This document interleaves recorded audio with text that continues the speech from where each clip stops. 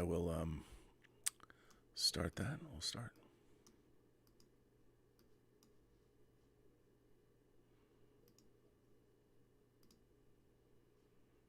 I never thought I would see a KURLAN NAISKOS.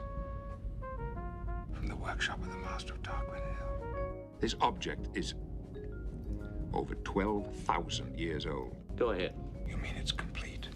The KURLAN civilization believed that an individual was a community of individuals. Professor, this is an incredible find. Well, greetings, imagination connoisseurs. Once again, it is I, your Duke of Dope Discourse, your master of fun and wonder, your viceroy of verisimilitude, but most importantly, your Talmud of Trek, Robert Meyer Burnett, and welcome to the KURLAN NAISKOS, the Picard Season 3 after show. This is for episode 8. My God, we're on only 2 more left. The episode is called Surrender, and it was written by Matt Okumura, who we have tonight on the show. Of course, I am joined by my compatriot, Mr. Bill Hunt from the Digital Bits. How are you, Bill? I'm doing all right. How are you, Rob? Are your cats stalking around you? They are. I'm sure you'll see at least 2 or 3 throughout the course of this show, as always. We have 5 here at the house. But it's you know how it is. It's you work from the house. It's take the kids to work every day. Every day. There's no peace. Matt Okumura, thank you for joining us tonight on this show. You wrote this, I would call it another banger of an episode. And from a writing standpoint, you had, I know that in a writer's room, you all break the stories and then you're each assigned scripts. Yes. When you were given this script, pulling all of these threads together, I mean, this is essentially the end of the second act of what is a 10-hour movie.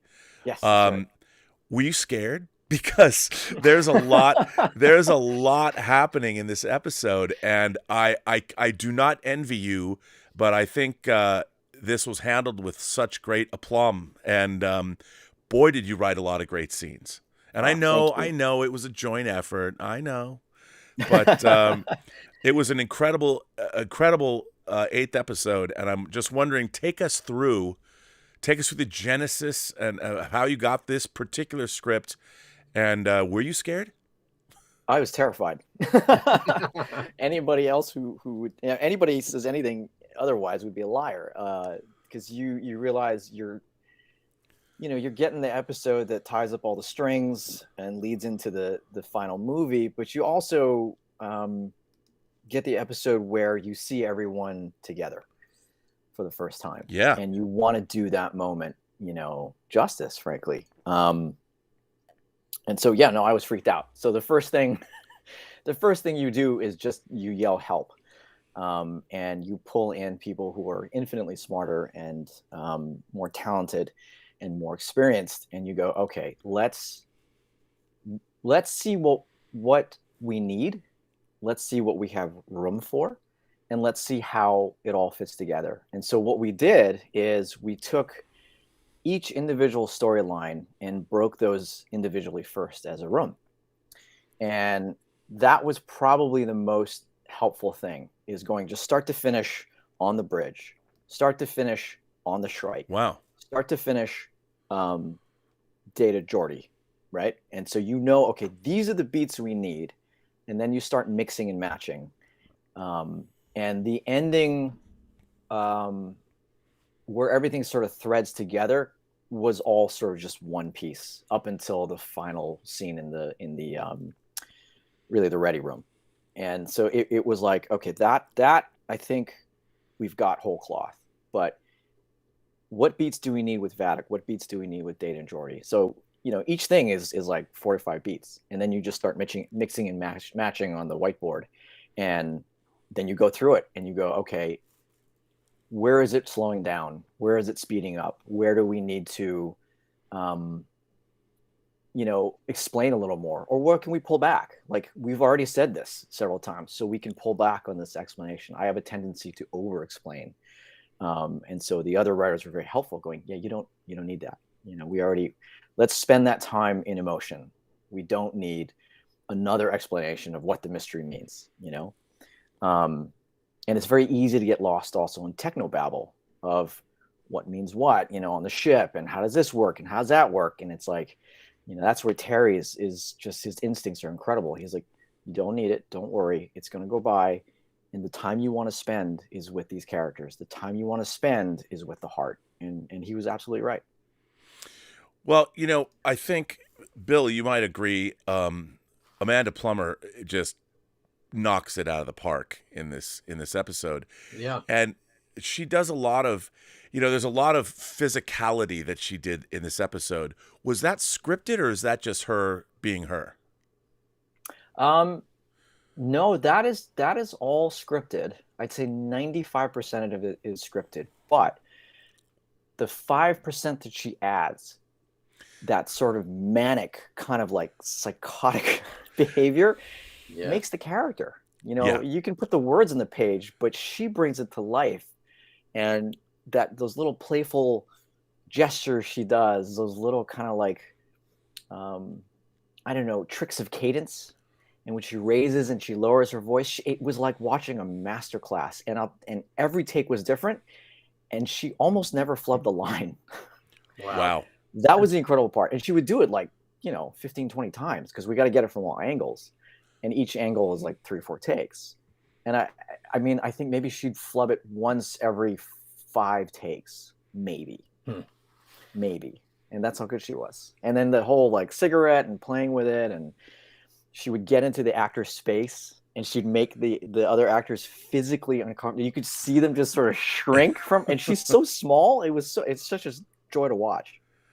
Oh, she's just amazing.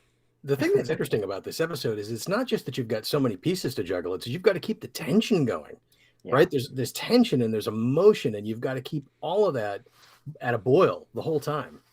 Yeah, that was the hardest part, is how do you stop and have these moments but keep, you know, sort of this boil turning up throughout the whole episode and the pace going. And I mean, it's just dialing it in and dialing it back. You know, you keep adding things and then you pull them back because you're like, we don't need it. You just keep pulling it back, going, let's not stop the fun train. Yeah. You know, for lack of a better term.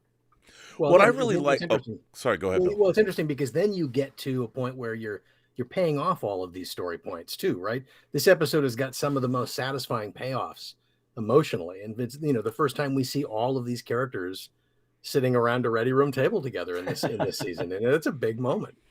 Yeah, we were all kind of teary on set. Like that was a moment where people just didn't hold back emotions. Like we all kind of looked at each other like, is this really happening right now? Wow. Do we get to do this? One of the things I thought that was great was the Riker Deanna scenes. And, you know, I'm curious, were you, before you involved in this project, were you a big TNG guy? Was TNG like your Star Trek? TOS was my Star Trek. Oh, you're the man. That's good. Yeah, then you say no more. Yeah. But I really think that one of the joys that I've loved about this whole season is the character work from all of our principals. You know, they were always kind of written in Next Generation as archetypes as opposed to people. Yes. And I think one of the things that I was taken aback by the first time that I saw this was just how rich the characters felt.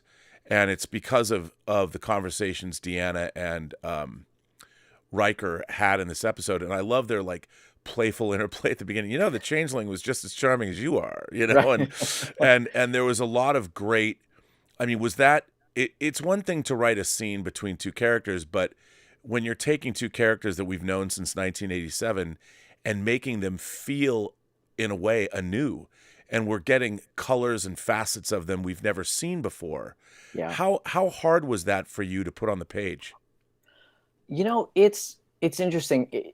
I think when we all started, and I think this goes for everybody, you automatically default to the voices that you knew as a child or as a, you know, growing up. You default to the way they spoke in the late 80s and early 90s, because yes, I grew up on TOS, but you know, TNG was what I watched with my dad because it was on. That's what I watched with my parents, you know, and those voices are sort of like burned into my brain. Mm-hmm. And so for the first I don't know, a few pages, you kind of got to get the kinks out, because you're like, okay, that's not who they are anymore. You know, this is decades later. They have changed. And one of the things that Terry wanted to ensure was to make sure we were always treating these characters through the lens of a 30-year span, with the maturity and the hurt and the joys that they had faced, you know, and how they would approach things now, that time has passed and so many events have happened. They are both the same people and yet not. And I think that was the magic sauce for the whole season. And once you kind of figure that out, once you get into that voice and you go, okay, this is the way, you know, Riker talks now, then the characters just start talking to each other. Yeah, I mean, but I thought that the different pairings, I mean, there's some great moments like Worf and Deanna and Riker. You know, it kind of harks back to All Good Things, where you know, I was watching Jessie Gender. She was talking about this episode in her review and made a really great point about you know, in All Good Things, Riker's really mad at Worf, their past relationship with, and Deanna's dead and all that. And this was, he seemed too mad then. It was very kind of un-Riker, but now we've definitely, I don't think Riker has ever been written better or performed better than in season 3 of Picard. I mean, Frakes is having a ball. Oh, he sure you is. know, and I think everyone else is stepping up the level of acting between all the principals, and I think it's because the material you guys have given them. But when you get to sit down and, like, I get to write, like, a few little witty bon mots between Worf, Riker, and Troy, I mean, does that come easy to you, or does it take hours to get the right, just the right little exchange? It's, you know, it's easy for some of my coworkers. For me, I agonize. I always agonize. And I go over it and I say it aloud and I write it again and I say it aloud again and I double, you know, like when I'm on script, I don't sleep because it just doesn't shut off until I hit the end. Yeah. And then I'll go to my coworkers and I'll go like, I need it. Like there was a button I needed for something. And I went to Cindy Appel and was like, I think you can figure this out better than I can. And I was like, here's the scene. Here's what I got. And she literally 30 seconds later comes back and hands me a sheet of paper, and it's the button that ended up on the show. I mean, it's just, and I think that bit of humor came from both, like the attitude of it came from Terry, because he was like, we need to address the fact that there was this weird Worf Troy thing. And then, how would Riker feel if Worf just started kind of, opening up a little too much, like a little TMI, and it was Tretta was like, keep going. Tretta was the one who hooked into that moment and was like, okay, this is super uncomfortable. This is the comedic beat between them. This is how we sort of like give this moment some levity, going into, because you cannot sustain that boil without having a few laughs along the way. Otherwise it's just too exhausting. Yeah. And I think, well, there's a couple of things I want to ask. Did you know you were going to kill Taveen? Pretty early on. Okay, you did. Yeah. Well, when we started Breaking 8, we knew. I love Taveen. I know. I felt the same way. I know. See, it's like okay. And it was so brutal how it happened. I mean, that was really it was a great moment of sadism with the gun at the back of her head, and who loves you? Do you have somebody who loves you? Like, did you come up with that? Oh, I have a son. I'm like, man, this is some hardcore villainy right now. I think it was, honestly, we had gone back and forth so much about who the body would be, because we knew we needed a body, right? Vadic needed teeth. Yeah. To satisfy that moment at the end. You get the fist pump at the end only if you really want to see her die. So you got to drop a body, and it just bounced back and forth, and ultimately it felt right, for Taveen, because we had spent time with her, because it was unexpected, right? Because it was a moment that was shocking, and I think that was sort of that pivotal like moment was like, oh, she doesn't shoot Esmar, she just turns a gun and shoots Taveen, and then I was like, oh fuck, that's it, there it is. Yeah. And But it's to your credit that when she's like, everyone is like, oh my god, not Taveen, right? I mean, we haven't had that much time with these secondary bridge characters, and everybody's so invested in them. That's to your credit as a writer and to the whole the writing team that you've been able to bring those characters to life. I would say that, you know, it's to the actors too who were able to take, because that, you know, as you guys know, like that bridge kind of banter back and forth is really hard. It's really hard to just kind of come in and interject with a line and read it with intensity and read it with emotion. And it's really hard to come in and nail these high emotion scenes right from the get-go without any build-up. And, you know, they all of them brought their A game, and just from the get-go was like, oh, this is going to work. Because if any of them had faltered, if any of it didn't ring true, that whole bridge sequence would have felt false. Yeah. So they all had to nail it. Well, Esmar, they were incredible. The horror on that face, on Esmar's face. I mean, you really felt they thought they were out of there, man. Oh, yeah. And that was really, you know, Star Trek is not. There's been, like, you know, in Wrath of Khan left some people, you saw hanging bodies and things like that, but it's not known for its sadism. And when you see it, it works. I think the way you guys played it worked really, really well. Because like you said, you need the fist bump moment. You have to have real villainy. Yes. But it's also not gratuitous. Which is also satisfying. I'm glad. Thank you. Yeah. It's appropriate, because I think we've seen in some of the earlier seasons, there were moments that came off to fans that way. Oh, absolutely. This totally worked. Yeah, we knew that it's not a moment you want to celebrate. You know, it's not a moment that it's not John Wick. Yeah. Right. You don't want to celebrate these deaths. It's tragic and sad. And, you know, Stephanie, who plays Taveen, it was so gracious and wonderful. In fact, I think in the first block, when she had a bit of dialogue, she had to churn through some exposition, and we were watching, all the writers were watching, and we were like, oh my God, she nailed this. What else can we give her? Because that was awesome. Yeah, I mean, and I really liked the how, and I've got to say, I was just blown away. I've seen it now 4-5 times. The whole Data lore scene. And I'm curious about the development. I mean, obviously, with Picard and all the different iterations of Sung and Data dying twice, you know, and playing it again. I mean, I'm sure that couldn't have been easy. Like, how are we going to bring Data back and make it work and not have the audience roll their eyes? And then once we did bring him back, how are we going to deal with this? And I thought that was another moment where I teared up.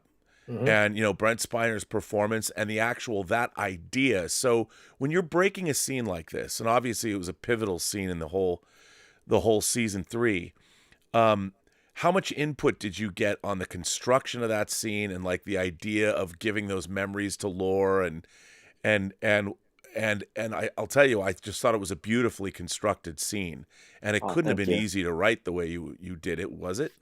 No. In fact, that was one of those storylines that was incredibly hard to break, even in the room, because number one, you don't have, like, there are just production issues. You don't have budget to build a set. You don't have time to shoot everything you want. So you're limited to X number of pages. So that's the first issue.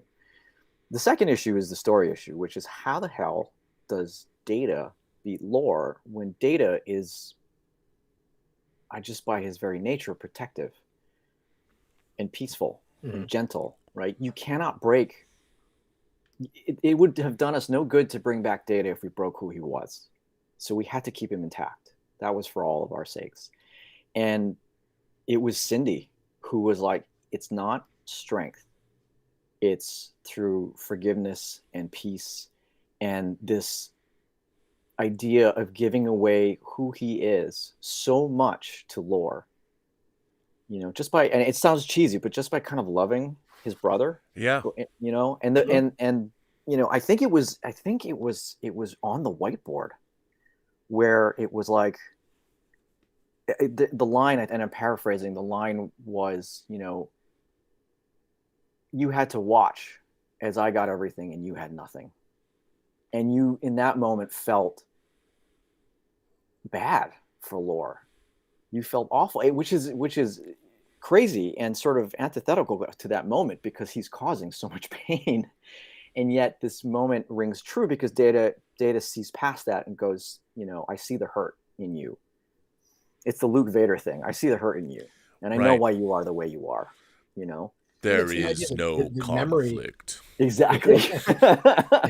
It's the idea that memory makes us who we are, right? Yes. And one of the most satisfying things to me about that scene was that, there are certain touchstones that you would want to see in Data's past, the memories that are important, and the cards and the Sherlock Holmes, the pipe and the hat, Tasha Yar, the hologram.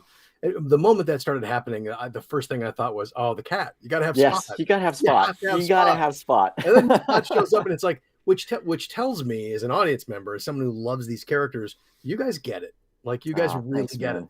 Like, that's not the kind of thing you want to miss. That's not a beat that you want to miss. No. And you guys nailed it, and it's so satisfying.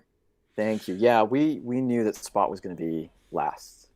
I remember saying that Spot, like, even you go back to TNG, Data loves Spot in his own way. Yes, he couldn't feel emotions the same way we do, but he loved Spot, and Spot was his heart. So when he gives Spot over, that had to be the final bit. Yep. Yeah. Well, and Spiner, just the performance, he knocked it out of the park. Right? Were you there? Now, did they shoot both sides of that at the same time? I mean, they shot him or did Spiner do something else and come back and do the other half of that conversation? No, I wasn't there that day, but I had heard, and I knew the plan for it was just shoot it all at once. And so it was to shoot one side and then shoot the other, because we were running out of time at that point. And so, and Brent, to his credit, if you go back and you watch 7, he can switch effortlessly. It is remarkable it's so scary. Yeah. We all, as an audience, have the benefit of those sound effects when you hear the clicking as he's like, click, to before, click to Lore, click to Soon. There's none of that on set. But it was so clear what he was doing because he just knows those characters inside and out.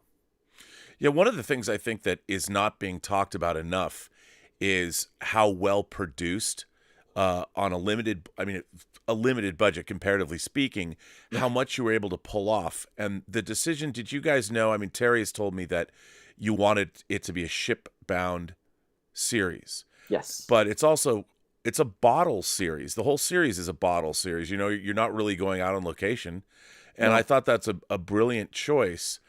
But even moments like if you had a vast giant set, you couldn't have made that Data scene better. And one of the things that Star Trek has done so well, I mean, I think back about the third season, the episode of the original series, The Empath, with talk about a show. They're probably in an empty soundstage and they just lit pools of light. Right? They're wandering around this black empty space.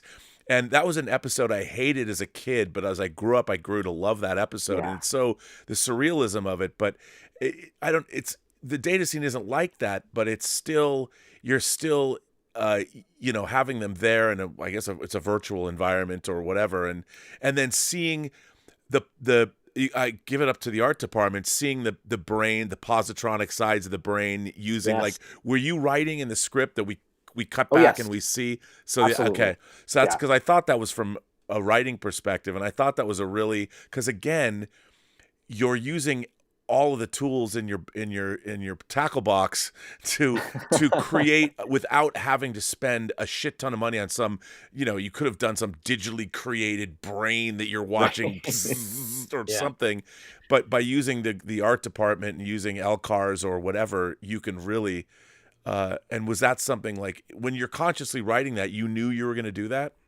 Yeah, I think the reason why it needed to be visual was twofold. One, it was to make sure that the audience understood that as data was being consumed, as the red side is taking over the blue side, it's a Jim Cameron trick, right?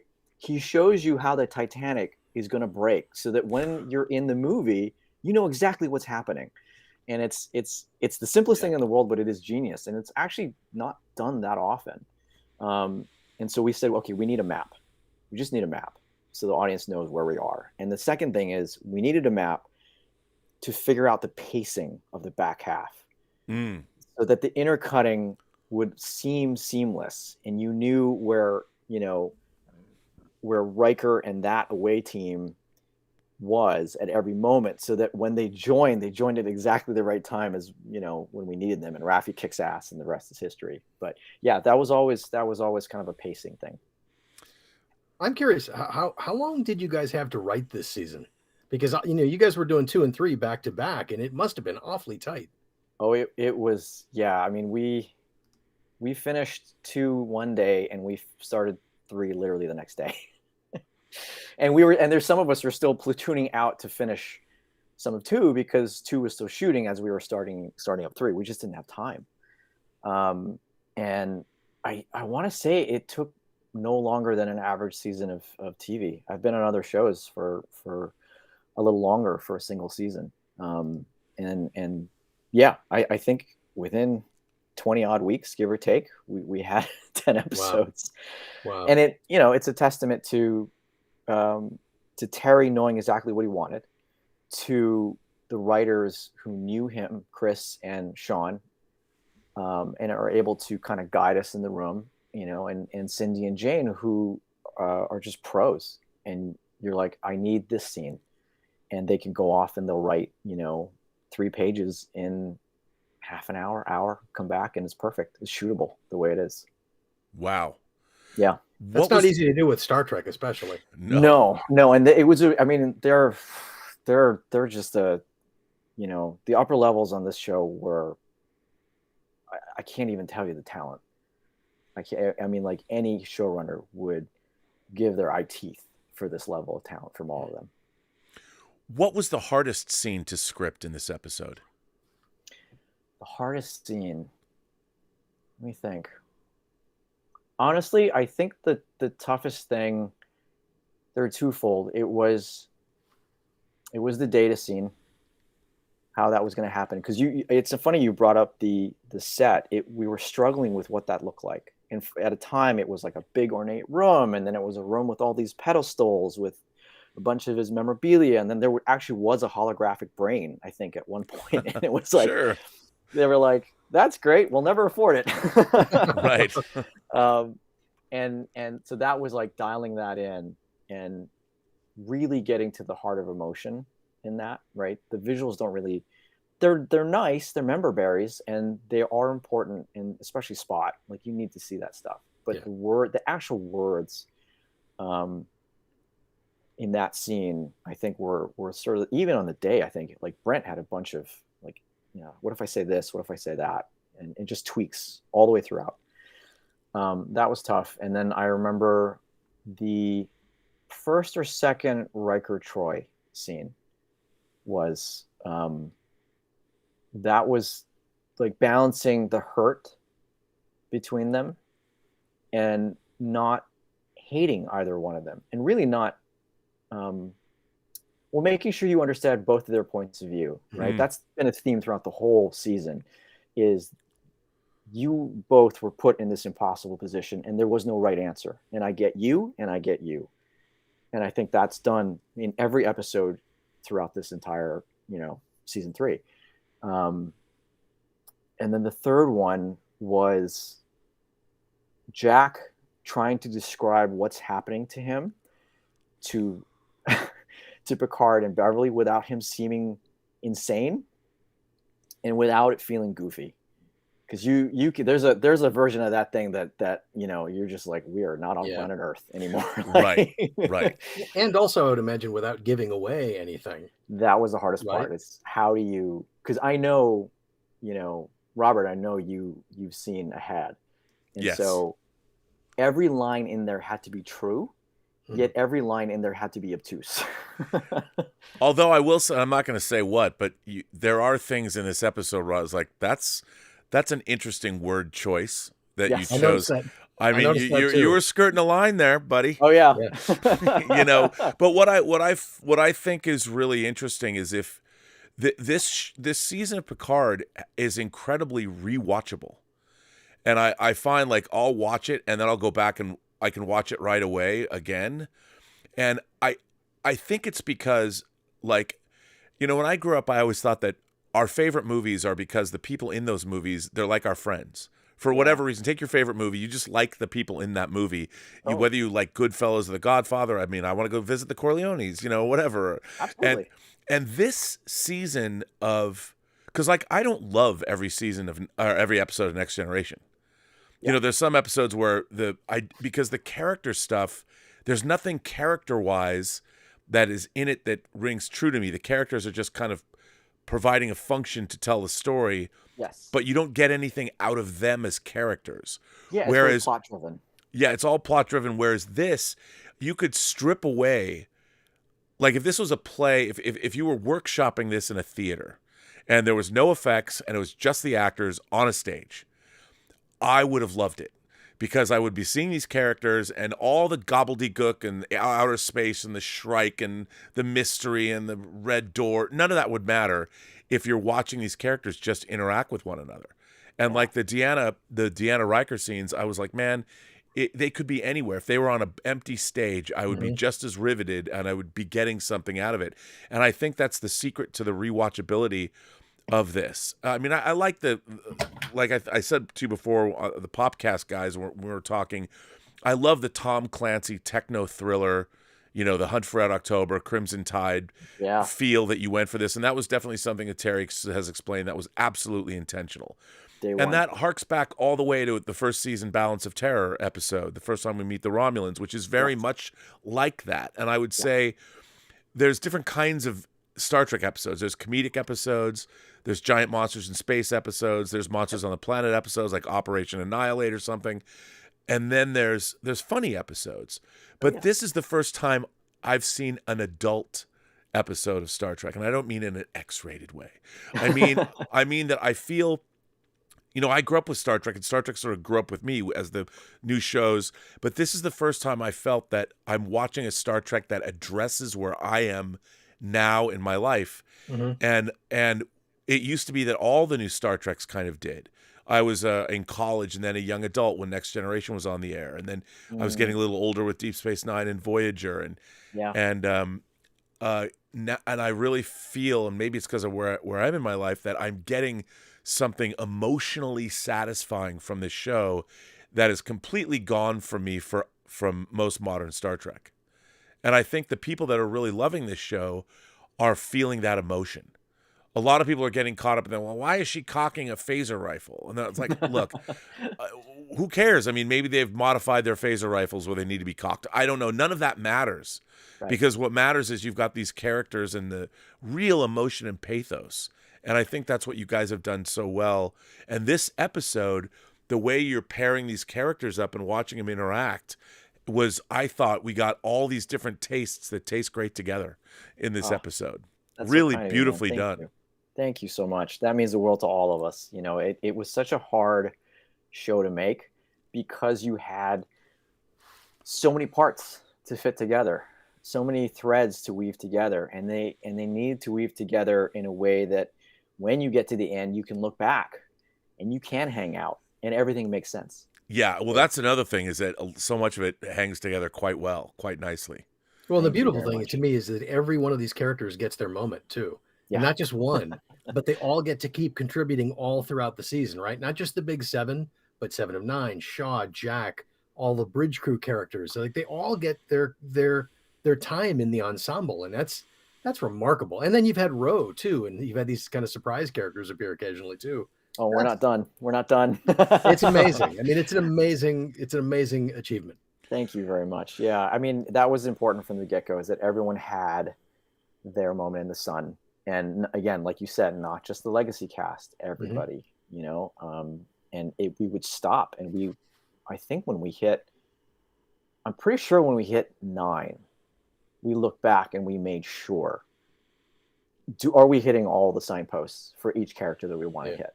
You know, if not, where do we put it in? And if you go back and you look at something like 12 Monkeys, you know that Terry's meticulous about making sure that everything lines up all the way through. And then, so to your point, you know, when you add emotion into that, and when you add real conversations, you know, about grief, about bleakness,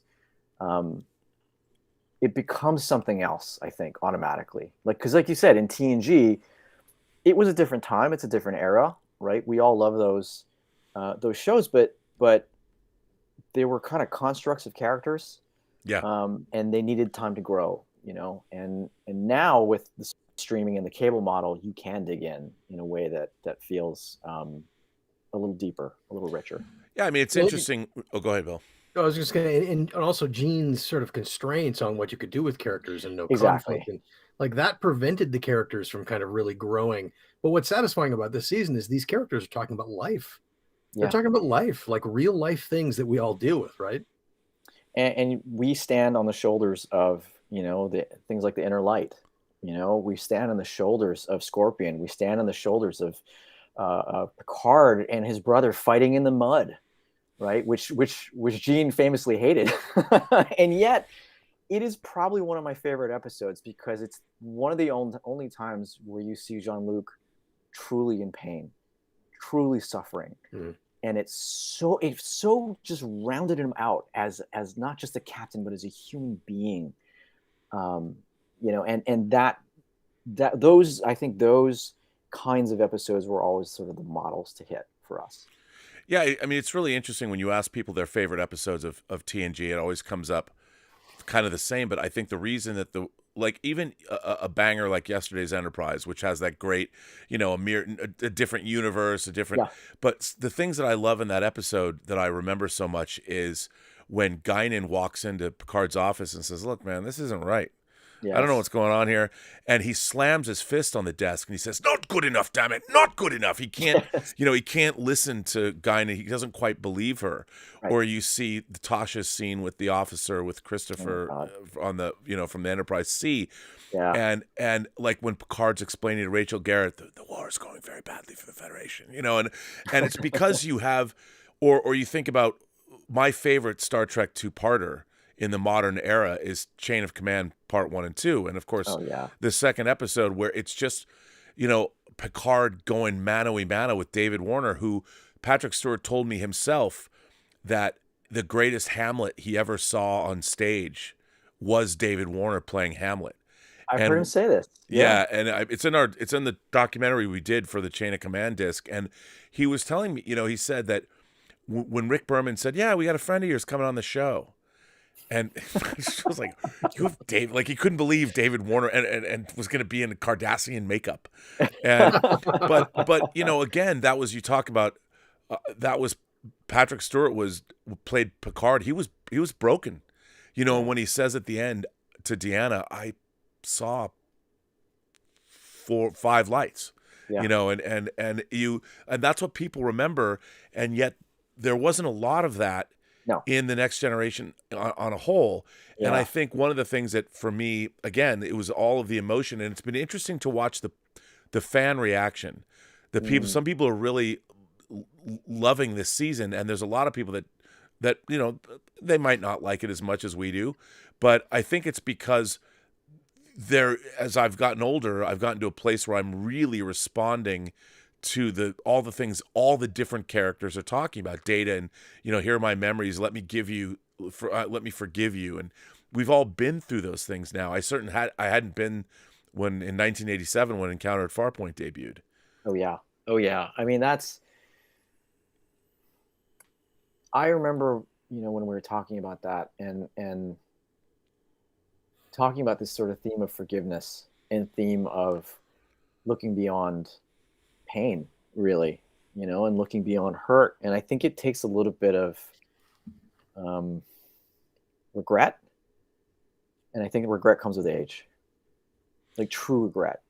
You know, it's well, I shouldn't say that. It's not. It's like it's like Indy said, it's not the years, it's the mileage. Right. But, you know, and I know plenty of people in their 20s who have lived more than they should have. Sure. You know, by the age of 25. I have several friends like that. And I think if you would ask their 17-year-old selves a certain question, you'd get a very different answer than now. You know, because there is a certain amount of, I think with regret, I hope, comes a bit of wisdom.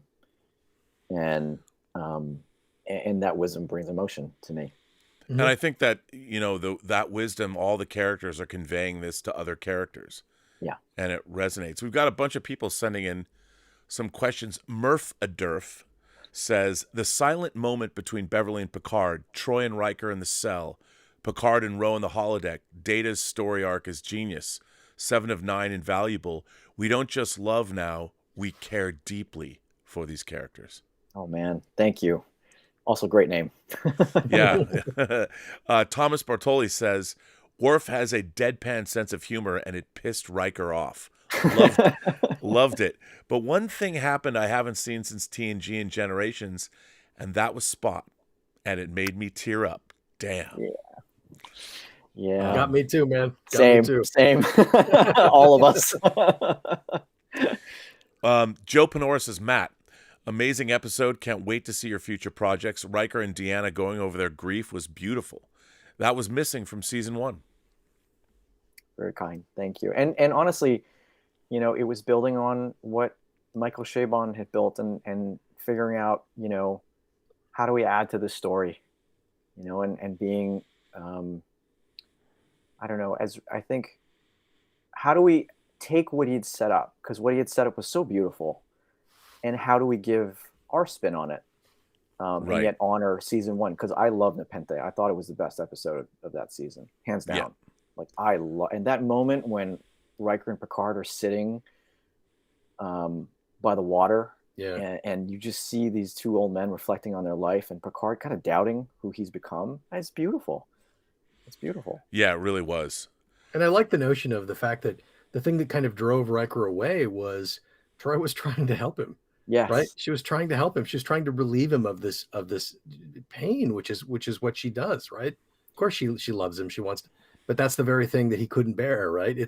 That's so true to how relationships sometimes you get a little cross circuit and that causes problems. But then you find your way through it. And that's so satisfying. Yeah, that was the key to it, was figuring out, she was trying to help him.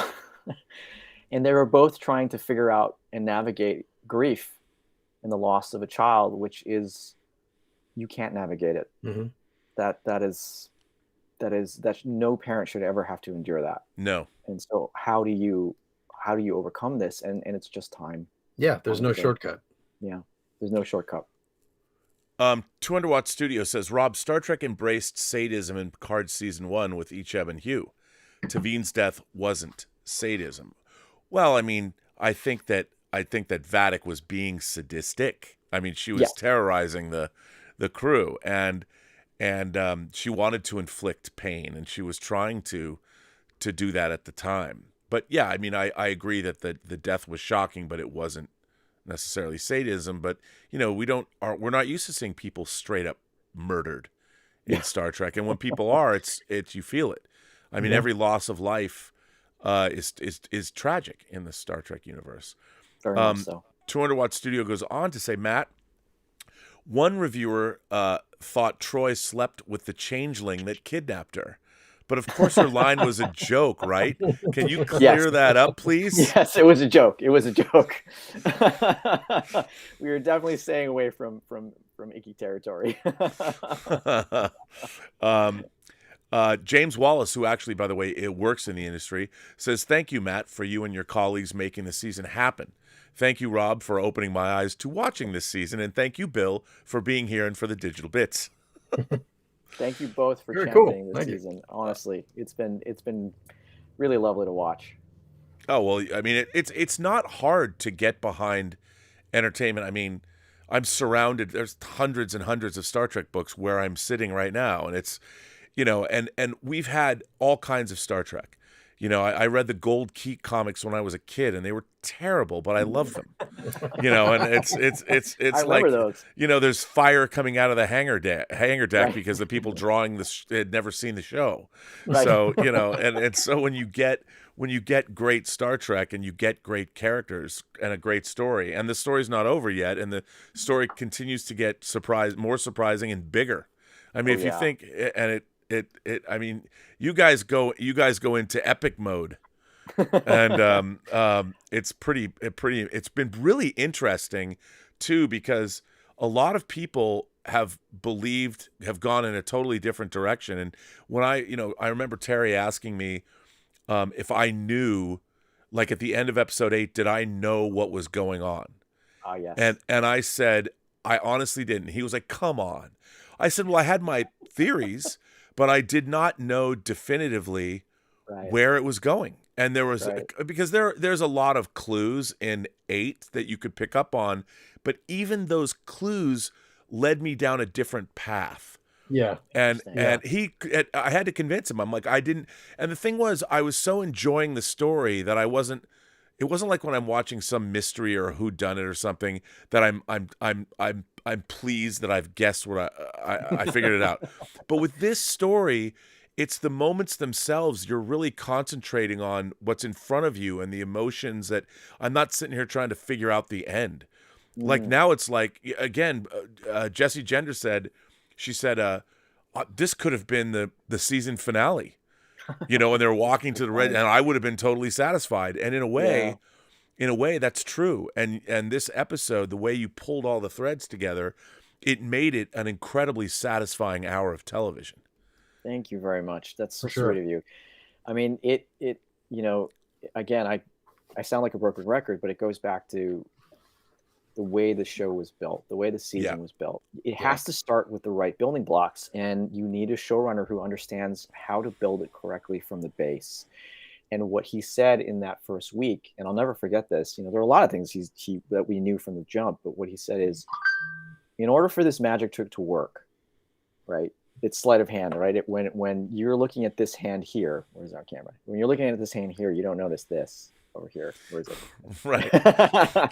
So like, you want to, you know, one of the things Terry said is, I want these scenes and these characters and these relationships and this catharsis, because it is, you know, it is a catharsis. It's an ending they never got. Yeah. To be so good scene to scene that we're not going to worry every minute of this show about the mystery. And I'm choosing my words carefully because I don't want to give anything away, but we want this to be able to stand on its own 2 feet, so that if you pulled all the mystery out, it would still feel emotionally satisfying every step of the way. That was something Terry said since day one. You know, and that goes along with the undiscovered country kind of vibe that we wanted to give them, right? That send off, and that goes along with the sort of Crimson Tide ship of it all. So all these things were there from moment one. And, you know, a showrunner's job, and it is, I've seen now, the hardest part is to convey their vision, is to convey what they're seeing, because it doesn't exist. It's an amorphous concept in their head. And they have to not just convince the writers and convey this vision to the writers, they have to do it to every single department. They've got to do it to every single director that comes on, all the VFX artists, the costume designers, the props, production design. And that's a gift. Like, that's a tremendous amount of time and effort spent to be that clear about, hey, we're all sailing towards the right direction, in the same direction. Because I've been on shows, you know, where that's a struggle, and we got there. But, you know, I think on this one, especially, it was like, everyone loves Trek. Everyone wanted to do the best job they could, not because we're getting paid, but because it meant so much to us. Yeah. So I don't know if that makes sense, but no, it absolutely does. And I'll tell you what, I just can't, like, how great would it be if this team and that group could continue doing this kind of stuff with Star Trek, right? I think that's what every fan is thinking, like, you know, oh, would it be great if something like this could keep going? Oh man, we would love to. We'd love nothing more. Boy, I can't even say anything. Yeah, I just can't wait to hear the chatter 2 weeks from now. Oh my god! Even a week from now. I just well, after the final credits roll on episode 10, I wouldn't be surprised if Bijo Trimble herself, who's still around, does not. She was responsible for saving Star Trek in its 3rd season, the original series. Yes. She was at the premiere of this at the Chinese Theater. It would not surprise me if she starts a letter writing campaign and deluges, just a deluge of letters fly into. It'd be pretty interesting. Kevin Rubio, our friend Kevin Rubio, has a great question. Matt, what other Betazed words, the Betazed words that you got to come up with instead of Imzadi, did you come up with? Honestly, this is something I can't take credit for. Yintaru was Cindy. That was one she came up with. And I think that's the only other one we came up with. Because we're like, we're going to stop while we're ahead. Son of John says, hi, Matt. Thank you that you have made canon the dome at the top of the Starship Bridge is a glass window. There used to be a debate about having a window that can easily be broken versus a sensor. I mean, there's a great shot at the beginning when you see Vadic reflected off of it. On the thing, on the dome. Yeah. It's interesting. I always thought the questions would come about the hatch that Vadic gets sucked out of. Right. Because I know in some iterations it's like a window, and it's like, no, it's a screen. Well, it's an imaging sensor. Yeah. It's an Exactly. imaging. It's funny because like when they did the original sketches for TNG, it was going to be holographic. The screen was going to be off, and in Star Trek 09, I'm like, wait a minute, it's not a window. Although in the cage it kind of is a window. But to me it's going back and forth. But yeah, it was like no, it opens up. Mashby says Data broke Lore's wall with receiving the best of him. Yes, I love that. That's right. DWOMT sends in a $20 super chat. Thank you, sir. Rob, I find it funny that people complain about the cocking phaser, but don't complain about the TNG episode Frame of Mind, where Riker says that the standard phaser can destroy a building, but that setting is never used again. And somehow the Emperor returned. Yeah. The Data Lore scenes, says Darren L. from Minnesota, the Data Lore scenes made me tear up, and I loved it. Oh, very kind. Chairman Meow says Spot in Star Trek Legacy will be known as the Lore Slayer. Ooh, I like that. Lore Slayer. Rob Biller says all hail Spot. Great episode. It's funny when I was walking you remember the 2019, I know because you saw my I tweeted about this in 2019. I was walking the Star Trek Picard exhibit that was at Comic-Con. Oh yeah. And one of the pictures that I took 3 or 4 pictures of was the original painting of Spot. Yeah. And I found it last Me too. night, and I almost started crying. Yeah, I mean, yeah. And you posted that. It's like, yeah, that was like, you had to have Spot. You had to have Spot. You had to. Yeah. 200 Watt Studio says, Matt, I always love the Inside the Mind episodes of TNG. The Data Lore poker battle was the best. Well done. Thank you. John Hiroshi says, would you like a friend like Geordie LaForge? Yes, I would. I think we all would. I'll take the whole family. By the way, how great was he in this episode? Right? LeVar? Oh my God. Oh, Emotional. He's been great this whole time. He sure has. I mean, look, of all the principal characters, he got the short shrift the entire 7 seasons of TNG. He really did. Yeah. Yeah. And they never gave him enough. I mean, he had some episodes like The Enemy, where he found the Romulan on the planet in 3rd season, and he got to do some cool stuff, but he just didn't. He needed his own episode like Inner Light, and he's really brought a lot, and I love the relationship he has with his daughters. No, me too. And I know one's his actual daughter in real life, but Miss Chestnut, she's amazing too. Oh, she's so fantastic. She was, I mean, it's impossible, right? You're coming in and you've got to hold your own against them, and she does. Yeah. That's just It sounds like those two actresses have become like really, really good friends. Like in real life, they've become like sisters. They were thick as thieves on set. That's really something. And she's Miss Chestnut is so cute. and I love watching her. She just has a great face, and there's those great shots. I think it was in 7 where Ed Spaliers is like he's like, hey, Oh yeah. and it's so great. And I'm like, this comes from a genuine place. She just knows how to dial it in. Yeah. To that, because it could have easily gone to this sort of place that would have been like too enthusiastic. I think that could have gone, wayward really quickly, but she knew to kind of bring it back a little bit, ground it. Well, she does that when Riker and Picard first walk on the bridge, when she's got that big smile. Yes. And she's brought it down from there, but you guys allowed her to do that fangirl thing, and it worked really, really, really well. I still think that the scene she had with Geordi in 6, so where good. She's like, "You taught me the crew is my family," is just, I mean, that's as good as any scene. Yep. So it's so good. It's Joseph Martin says, I never thought seeing a cat would make me cry, but here we are. Amazing episode, amazing writing, Matt. Thank you very much. Jeremy Fontaine says, thanks for the great episode, Matt. I'm sure Spiner was thrilled to have the cat come back. Laugh out loud.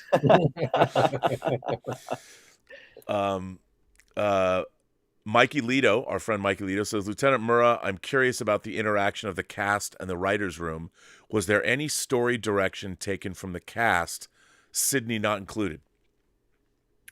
Yeah, in terms of the legacy cast, absolutely. In terms of Jerry and 7 of 9 and Raffi, absolutely. Terry, to get everyone to do this, you first have to convince them because it's such a huge undertaking. And so Terry would pitch the whole season front to back to each of these actors one at a time. And wow. Yeah, exactly. And they each came back with thoughts. They each came back with, Gates would come back and go, well, there's this thing from my life that I experienced. And we would filter that through the lens of Trek and kind of put in what felt appropriate and what felt true to them. Because you always want them to feel connected to the material in a personal way, because it just comes off as truthful. Mm-hmm. And this is where, I said this on the other podcast, a great showrunner is like the immune system of a show. They keep out anything that doesn't belong, and they let in anything that'll make it better. And that's what Terry did. He's filtered in all these things and all these suggestions from all the actors, and he let in anything that felt right and true. And a great example is like Michael Dorn. Like, Dorney is hilarious. And once we saw him do those deadpans, it was like, hey, if you have a thought about a line, just say it. just try it out. We'll tell you we'll pull you back. We'll pull you back when you've gone too far. And so there's so many lines. I think there was 1-2 episodes ago where I think the line is, I just said that. That was totally improv in rehearsal. And it was like, say that, do that. That's in the movie. Well, listen, Matt, you gave us an hour. You said you could be here an hour. I know you've got late drinks tonight. You got a meeting. I got 2 last questions. One is from Darren from Minnesota again. Thanks for giving Geordi so much to do this season with his daughters, Data, Lore, and Picard. LeVar is killing it. Thank you for your talent, Matt. Truly. Oh, thank you so much. That's very kind.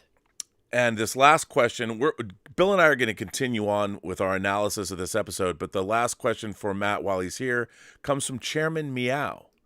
And Chairman Meow says, the next series, just Star Trek Spot. I'm in. I'd watch that. Well, Matt Okumura, I want to thank you for graciously coming on this show, and your entire writing staff and everything that you've done. And, Terry puts together a hell of a team.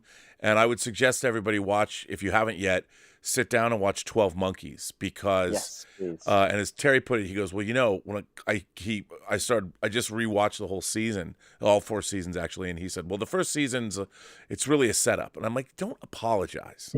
and it's amazing how that is written tight as a drum. Yes. And, I've got Kadish over on the Salty Nerd podcast will say that it's the greatest time travel story ever committed to film. It's the only thing that ever truly understands what time travel is. So I'd suggest everyone watch it. there are things in the first episode that pay off in the very last. Yeah. And for a 4-season show, that's extraordinary. Like I told them, I can name on one hand the shows that have ever perfectly landed the finale, and 12 Monkeys is absolutely one of them. Absolutely. And I will say two more things, if you'll permit. Of course. Hang on. Let me go full frame for you. Sure. One is for the fans. Please, if you can't watch 9, immediately mute those keywords. Either that or avoid all spoilers or all social media, because 9 is the one where you don't want to get spoiled. And even now I am choosing my words so carefully because we're so close. I don't want to give anything away, but I promise you will absolutely want to watch this thing in the dark, because it is so damn good. And the second thing is, everything you see from 8, everything you see this season is a tribute to all the writers, not just myself. This is a tribute to Terry as a showrunner. And, I'll just go down the list to Chris Monfette, who's been a mensch to me, to Sean Tretta, to Cindy Appel, to Jane Maggs, Chris Derrick, and Kylie Rossiter. And if you love anything, think of us as sort of a collective. Our thanks. Oh, I will. Because I will. This season is a gift. This season is a gift, and thank you for that. Thank you. And you guys are honestly, it's cheesy to say, but you are the gift to us, because look, we can put this stuff out there, but it's the reaction, it's the passion, it's the questions and the conversations on Twitter. What does that mean? What does this mean? That's what makes it special to us. That's what makes it so gratifying to us. So thank you to you guys for all of this. It's so special. Well, Matt, thank you so much for being here. I'm sure that the writers are going to have a field day come next Thursday on social media. Oh, yes. I can't wait to see what's going to happen there. We'll both be up, I'm sure. Oh yeah, I can't wait. I want to stay up late and just watch Twitter, man. Oh yeah, all of us are gonna be midnighters. Yeah. Well, thanks very much. And by the way, right, anything on the horizon for you? Oh yeah. I just wrapped up a show called Interior Chinatown for Hulu and Fox. Now the trailer dropped, didn't it? Oh, did it? I have no idea. Okay, I don't know if it did or not. I wanted to ask you about that. I'm not sure. Unless I haven't been on too much today on the news or whatnot, but it may. I know they're still kind of mid shoot, so I don't know if any of the footage has really been color timed or finished, or even cut together. But it's based on the book written by Charles Yu, mm-hmm. and it's pretty special. It's a really kind of trippy meta story that tackles some pretty weighty topics, but is also hilarious. And the pilot was directed by Taika Waititi. And when can we hope to see that? Do you know? I don't know. I think it's going to probably be either late this year or early next. That's my guess. They're literally shooting episode 6 of 10 right now. Wow. Yeah. So we'll see how that turns out. But, there are a lot of really good people who put a lot of their talent and time into it. Well, Matt, thank you for being here, and I will let you go, and I very much appreciate your time. It is most special to have you on the show. Oh, it's an honor to be here. Thank you so much. Take care, Matt. All right, guys. Take care. See you later. Bye-bye. Well, that was awesome. That was great. I mean, and now, he's such a nice guy and such a talented writer. And very thoughtful, just very thoughtful. That's what I love, is that these guys that are working on the show, they just get it. They just get it in a very satisfying way. They understand story. They understand character. They understand these characters. Well, now let me ask you, since we haven't analyzed the episode ourselves, mm-hmm. What, Mr. Hunt, what did you think of this episode 8, Surrender?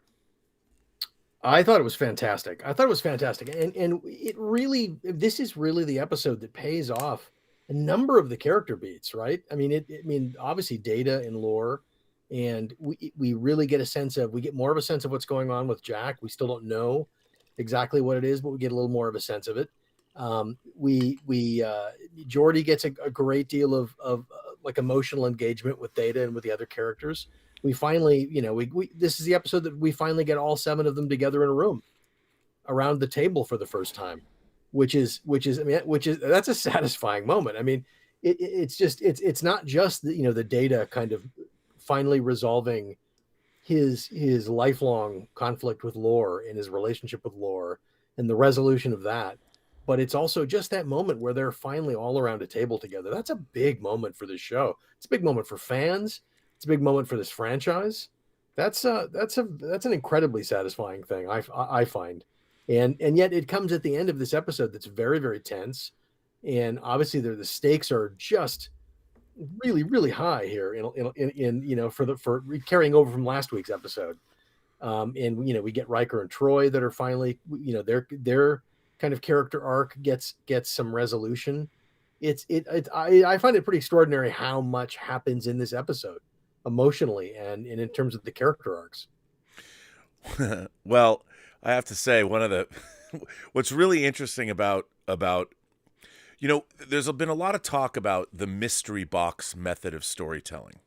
Yeah. And a mystery is different than a mystery box, because a mystery is something that you would hope the author or the showrunners would know the answer to. And a mystery box, sometimes you don't know the answer. And, like a show like Lost just piled on mystery after mystery after mystery to the point where they could never hope to answer all the questions that they're posing because they themselves don't know the ansers. Yeah, and you could say X-Files did the same thing, right? X-Files was one of the first shows that did that. They really didn't. I mean, were the aliens real? Were they not? Did Mulder's sister get kidnapped? Did she not? I mean, and they never were able to really satisfy those questions or answer those questions because they'd tried every possible iteration of what might be true, and it just rings false ultimately. And it's funny that you mentioned that, because that J.J. Abrams sort of method of storytelling, I mentioned to Matt that the idea of having Spot, like the moment that scene began with Data and Lore, it's like, oh, you've got to have Spot. It's got to be Spot. That has to be the emotional touchstone that anchors that scene at the end, right? And a lot of writers or a lot of filmmakers would miss that. And I think, for example, remember back with the Force Awakens, when after Han dies and the Falcon comes back, and there's that scene where Chewie and Rey get off the Falcon and they see, and there's Leia, and it's like, Chewie and Leia walk right past each other, and it's like, that's one of those things where it's like, no, that you can't do that. There's a beat that has to happen there, which is those two characters who love each other and have been a huge part of each other's lives have just lost the most important person in the universe to each other, and they don't even acknowledge it. They walk right past each other. No, that's why having Data just was one of those things where I thought, oh my God, these guys, like, they get it, they understand it, and it's important. It might seem like a little thing, but that's a very important thing. No, I agree with you. I'm as you know, no fan of, unfortunately, J.J. Abrams' feature films. I want to be. I've never met him. I've heard him speak, and I watch his TED Talk, and I've never been satisfied by any of the feature films he's made. I did like Philip Seymour Hoffman in Mission Impossible 3. He was great. But Agreed. The Force Awakens is a movie that they're clearly, they're only interested in their own new characters. It's a movie about legacy characters that have no legacy.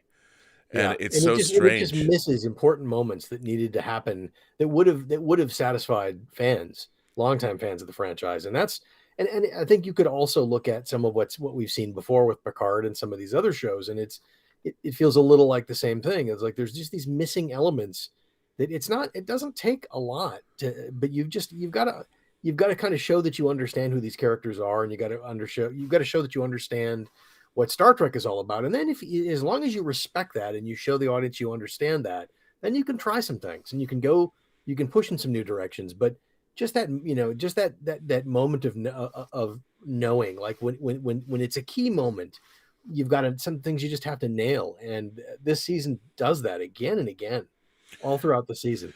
Yeah, I was very. I mean, I'm very surprised how emotional that I've become watching these. Like, I'm not a particularly. I don't cry during movies and stuff, but this show has made me cry on numerous occasions. And by the way, those moments aren't over yet. No, I'm You know, sure not. and what's really interesting is the stakes. What we're dealing with, when all is revealed, the stakes go from here to Yeah, and it becomes, I mean, basically the episodes 9 and 10 are a movie. They're a giant, and when I say giant, a giant movie. Yeah, And it's very exciting. yeah, it's really exciting. I can't wait to see how but also what's really interesting too is, as big as it gets, the themes of the story, about fathers and sons and fathers and daughters and mothers and sons and loss and family and everything. Yeah. It carries through to the end, and it's really quite beautiful. And Yeah. it was very satisfying, and I really like this episode a lot because of how Matt and the writers' room wove everything together into a tight, and the fact that you end with the briefing room scene, which is the perfect way to end this. And then you have the button that leads you on, which is Deanna and Jack going down the hallway to the red door together. And I really thought it was kind of neat that Jack is passed off to Deanna. Like Matt was talking earlier before we started that, Marina Sirtis was going to be more in episode 7 or something, but her schedule didn't permit it. So and of course, getting everybody's schedules together is part of this too. And so she really gets more to do. And I think that she's also been quite good in this. I love that the moment she's there, like she immediately gets to make a major contribution, right? Like, that's the satisfying thing, is all these characters have gotten to do that. They've all gotten their piece to legitimately contribute to the story. And it's not just superficial. It is important to moving the story along. It's important to getting to the heart of what's going on. That's a hard thing to do. This episode is really, this is the hard, I think, as a writer, you look at all of these episodes and what each of them has to accomplish. This episode, without question, is the one that I think is just the hardest balance, the most difficult balance to strike, to get all those pieces right. And they really do. And it's really remarkable. I just keep thinking, like, when this thing comes out on Blu-ray and 4K, I just can think of how many people are going to want to buy this on Blu-ray and 4K. Whether they want to buy the whole series or not, I can think of a lot of people who are going to want to buy this season on Blu-ray and 4K. So it's going to be fascinating to me to see what the response is like. We've already clearly I think it's probably doing well in streaming, and all the indications are that it is, and that Paramount and Paramount Plus have to be looking at that. But when we actually start seeing, like, the sales numbers of like physical discs and things, and that's going to be interesting. I think it's going to surprise them how well it's going to sell. Yeah, I mean, I do too. I have not bought any modern Star Trek on disc. I don't own any of it. Lower Decks, Prodigy, certainly not Discovery, and I didn't buy Picard seasons 1 and 2. And for me, in my life, to think that there's a Star Trek product that comes out that I wouldn't buy, is weird to me. Yeah. But yeah. It's strange. Even people talk about Strange New Worlds. There's nothing in Strange New Worlds that I want to revisit, because I don't feel that, again, I feel the characters are the Las Vegas version.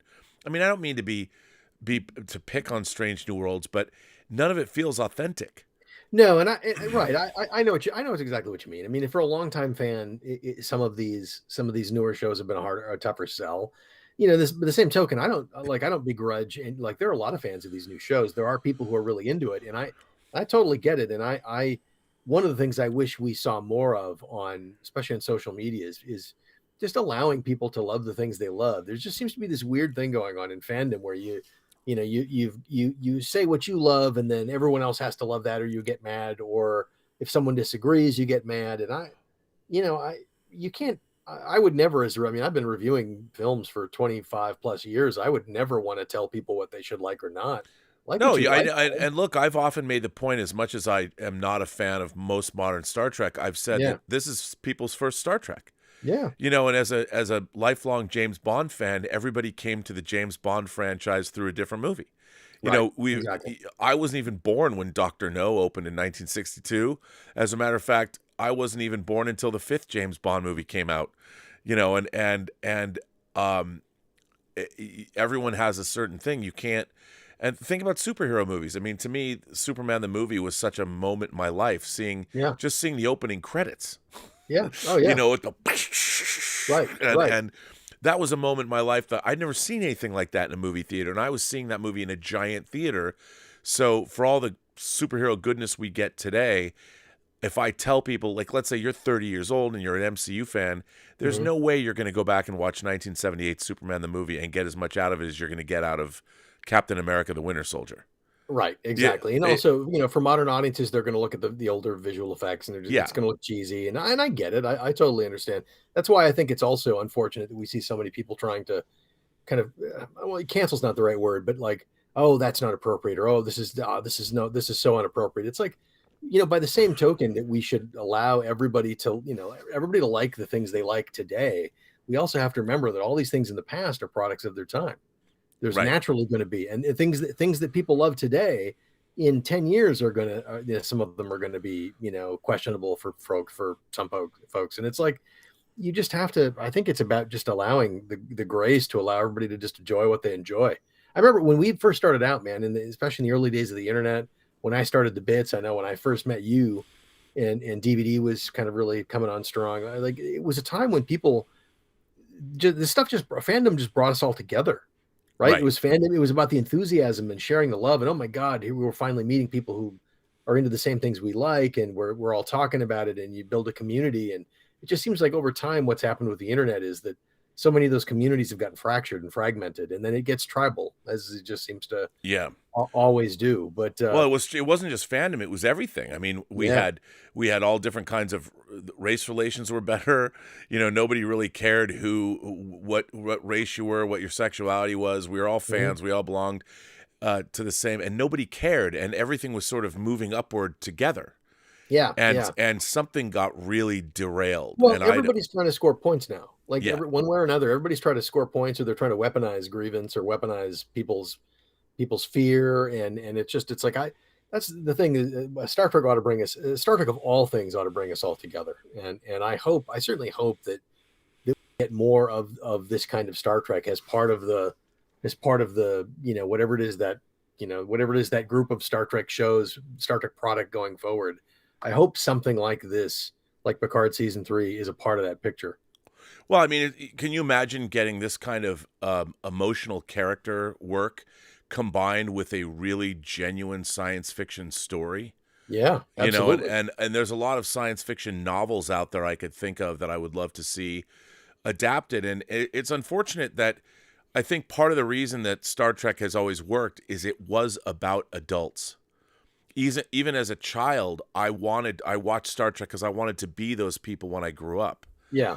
And it's been interesting that they've leaned into the I'm not saying the cast, I'm talking about the way the characters of Discovery are written. I don't want to be those people. There's just a level of professional. What's satisfying about this season for me is just seeing that every person who's on that ship is a professional. Yeah. And belongs there. And yes, they face difficult circumstances, but they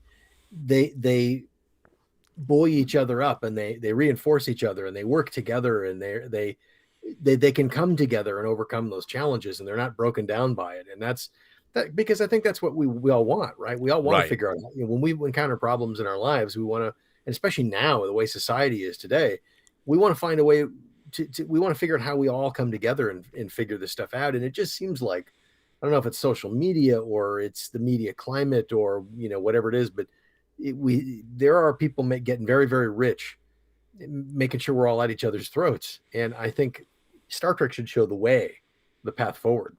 Well, and I think, it was really the first, there was other fandoms like Lord of the Rings, but it was the first media show on television that was embraced by college students, and in the 60s, it's interesting. I mean, this show Star Trek started in September of 1966. Yeah. And the counterculture, it predated. The Summer of Love began when the first season went off the air.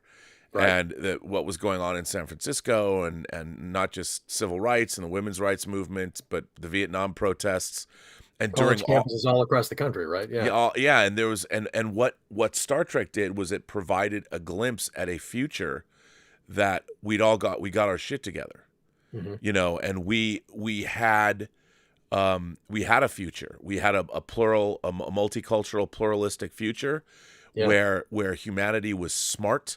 The people were good at their jobs, and we saw they were good at problem solving, and everybody got a fair shake, and Yeah. people were redeemed. And I remember thinking, when you see Styles in Balance of Terror, when the Romulan commander is revealed that he's clearly an offshoot of Vulcan, and suddenly, because Styles relatively killed I think his father was killed in the Romulan War or something, and immediately you've got bigotry on the bridge, and Kirk's like, there's no place for bigotry on the bridge on my ship.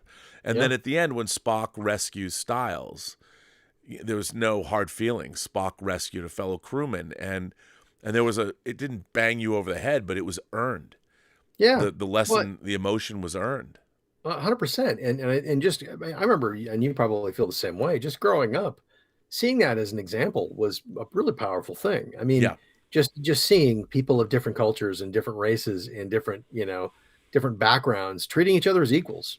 And even when there was a little bit of conflict, they would solve it as equals, and they would move forward as equals. And it's like everybody, if you're good at what you do, you have a place there. That's something I never even questioned as a kid. I mean, I never even questioned it. It was because of Star Trek. Because of course that's the way it would be. That's the way it should be. Yeah, absolutely. And I think this episode and this season has harked back to that. I mean, sure, you've got this grand sci-fi villain plot, but again, even when her backstory is revealed, we can recognize that we're seeing it happen in the real world. I mean, whether you've been tortured or radicalized by the internet, the idea of radicalization is happening all around us. Sure. I mean, people are picking up guns and walking into public spaces and killing other people because they've been radicalized.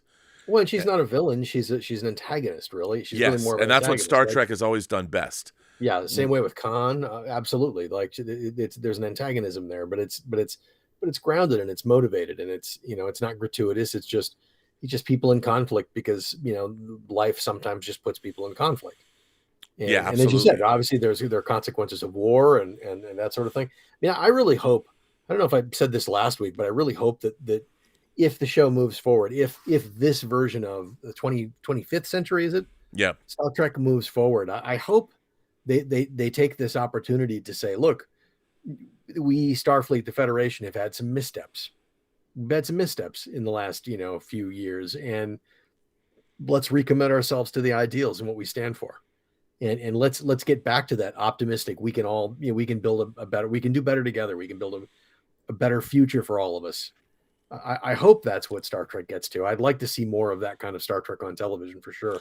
Well, and also, I mean, that would be a really interesting, again, talk about something allegorical, even back when Jeff Thorne and Brian Singer and Chris McQuarrie and I were batting around ideas about doing a show.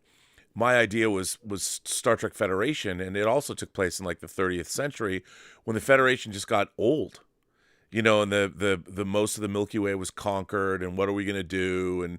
And our core ideals were they were old. It was like rotting infrastructure, but instead of infrastructure, it was a belief system. Yeah. And people forget their core values, their core beliefs, and what it is we are going to do as human beings, and where do we want to be.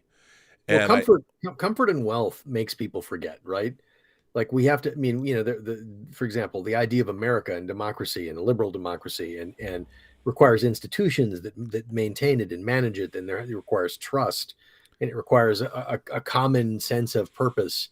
And, when you get, wealthy and comfortable and just when you're no longer struggling, it's easy to forget that those things are important, and you have to recommit yourself to that. Right. And it's easy. So it's easy for a society over the course of decades and centuries to go off the rails because that sense of purpose is lost.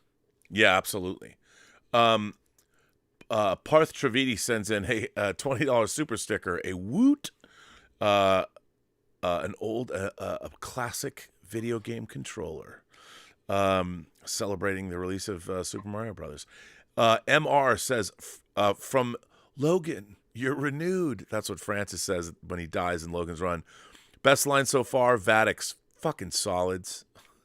Now, let me ask you, what do you think about profanity? A lot of F-bombs being dropped. Oh, I don't mind it. I mean, it's so as long as it's not like ridiculous and gratuitous. But look, I mean, that's also adult is not the word I want to say. But when you've been around a block a few times and you've had some losses and some triumphs and stuff like that, I feel like people I know who are our age and older have earned the right occasionally to express their feelings like that. It's I don't necessarily have a problem with it as long as it's not, as long as it's not Pulp Fiction, right? I mean, you don't want that. But although I would love to see Vatic as Honey Bunny. Any of you pricks move and I'll execute every motherfucking one of you. Which she kind of did. Yeah. Well, I love that after her last thing, fucking solids, and then they blow her out the window, the hatch, and she freezes solid. Yeah, I mean, it's like it's so perfect. No, it was great. Shattering on the Shrike. Yeah, it's just great. I mean, I will say this though: when it comes to, I do find the profanity out of place, only because Star Trek was always, and one of my big objections to Star Trek Picard season 1 was it was such a murder show. People were just getting killed willy-nilly, and Icheb had his eye pulled out, and they let all these Borg drones that could have been reclaimed, like blown out into space. Yep. They just were murdering people left and right. Yeah, I totally agree. And the kind of stories that Star Trek tells, I mean, if you watch Star Trek, lots of people die in Star Trek. Whole starships get destroyed, hundreds of people. But they didn't linger on it. At the end of the day, it seems to me too colloquial. That would people still be saying fuck in the 23rd or 24th or 25th centuries? Personally, I think they would. I think they absolutely would. But I think again, I think there's a place for it, right? I don't think I think in an extreme moment, I think there's a place for it on Star Trek. I think just it just gratuitously in a conversation, it doesn't seem to have a lot of business being in Star Trek. But I think at the right moment, I think it's. It's a dramatic choice. I understand. Yeah. It just seems to me. Yeah. I mean, that's why in Star Trek, since we've got here your use of colorful metaphors. Well, that's just the way people talk. Double dumbass on you. It was. I mean, that was very funny. But even when Data said "oh shit" in Generations, it always seemed out of place. I mean, I'll swear like a sailor. But for Star Trek being a 4-quadrant show, it does the amount of violence and the graphic violence and swearing, and I'm certainly no prude, but it does seem a little every single time for me personally, I hear a colloquial swear word in this show, it feels out of place. Yeah, I can understand that. I can definitely understand that feeling. And I feel a little more strongly about the violence for sure. I mean, I agree with you about season 1 of the show. It's like too much. I mean, I turned off a couple episodes. I just stopped watching a couple episodes. I eventually went back and, gutted my way through the whole season. But there were times and this was true of Discovery too, where there were moments where a character was just doing something that I thought, like, I'm sorry, you wouldn't even get into Starfleet Command if you're the kind of person who's going to break down like that, or you're just going to disobey orders so cavalierly. Right. Or, I mean, it breaks the verisimilitude, right? And I think for some people, the swearing does that too. And I totally get it. I totally understand. I mean, it doesn't hamper my enjoyment because in my mind, I'm just extrapolating on, well, there's probably a 25th century equivalent to fuck that they're saying, but it would just seem silly.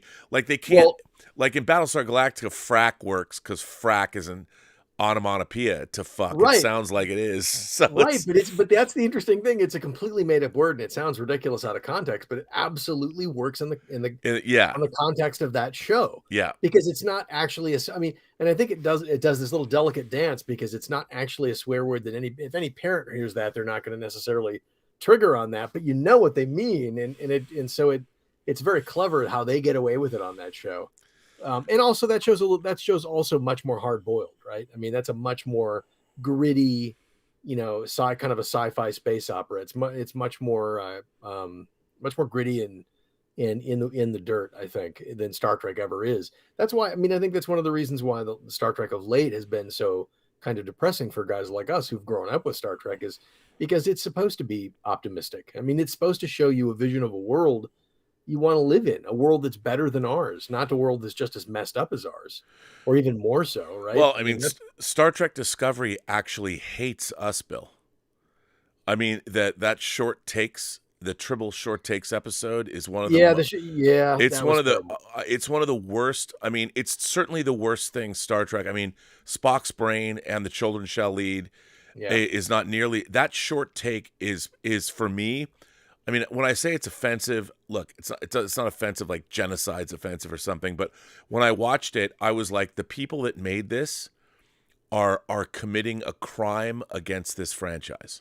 Yeah, that I would absolutely agree with that. That when I saw that, I thought it was a joke. I thought it was like a spoof that someone was doing. It didn't seem like it was real, because it so flies in the face of everything that Star Trek stands for, has always stood for. It just feels petty and really just beneath this franchise. And I mean, look, and again, I get it. People have liked the show, and I would never want anyone to feel otherwise. But I really do look forward to. I mean, I like Strange New Worlds better because at least it feels like it's a step in the right direction. But I really feel like there's a way to create a new show going forward that can do all of the things that Star Trek has done well and honor that legacy, but also be progressive and be inclusive and still do all the things that Star Trek now is doing well that people like. And I think you can just do it in a way that just feels like it's Star Trek, it feels Picard season 3. Like Picard season 3. I mean, it's really interesting because the universe and the world that you set up, like if you look at a show like The Expanse, when it comes the call it diversity, inclusion if you have to, but it seemed real. Like if humanity expanded hundreds of years from now out into the world, out into the universe, people that are of mixed race descent are going to be the predominant people, because that's just what will happen. People will crawl around and so people go to Mars, like, Bobby's from New Zealand or whatever, and it was really well done, and no one ever said a word. No one ever said a word. And no one says a word, and because that's humanity. We don't. When you're in day-to-day life, we don't think like, I don't think, oh, that's my trans friend, or oh, that's my gay friend, or that's my black friend. We don't think that way. It's just that's my friend Pete, or that's my friend Emma, or that's my friend Dave. And now it's so bizarre in the last 10 years how, again, all of this division, it's been engineered. I mean, it's all of this has been purposefully engineered in various quarters for various reasons, but it's completely derailed our cultural, what we should be paying attention to. I find there is, I mean, this is getting into the region of politics, but I definitely find that there is a very distasteful on the right and on the left. Both sides. It's a weird kind of a, like, people are culture warriors, right? And they seem to be kind of trying to bring that attitude into every aspect of our lives, with social media and entertainment and politics and everything, and weaponizing all of this stuff. And again, I guess that's why I just long for that thing that Star Trek did so well. And like you said, like The Expanse does it, and I think For All Mankind does it. Absolutely, 100%. And well, the thing about it is that, like, what I love about, like, I love people. Like, as I've grown up, I genuinely love people. And what's amazing to me, and one of the things I've always loved about making movies, is that making any group project, It's so much fun. I used to love it. I don't know if I was talking about this last week, but when I was on the high school newspaper, we had to go to our typesetter out in the University District from where I'm from on Mercer Island. We had to drive out into the city, and we would sit there as she would, because they didn't have computers, and we'd have to get the columns typeset and paste them up with chart pack tape, and we all collectively made this thing, and then we'd drop it off at the printer and get it in the morning. And you'd have the fruits of your labor, and all of us, we all had written columns, and then we'd all had to paste up the paper.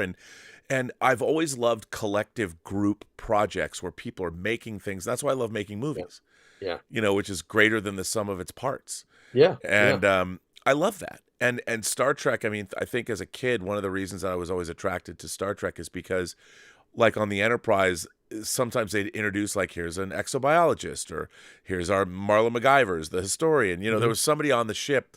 They bring these people together that they needed their expertise, and they would go and do something and accomplish a problem. Yeah. And everybody was valuable. Yeah. And that's what made Star Trek so great. And and the fact that all these people are doing something positive, right? They're exploring, they're learning, they're trying to solve a puzzle, they're trying to overcome an adversity. They're not like murdering each other all the time, Right. And they're not like trying to attack each other and gain favoritism and cut this person down so that give you a leg up. And it's just that they aren't all antagonists with each other. They're helping each other. They're lifting each other up.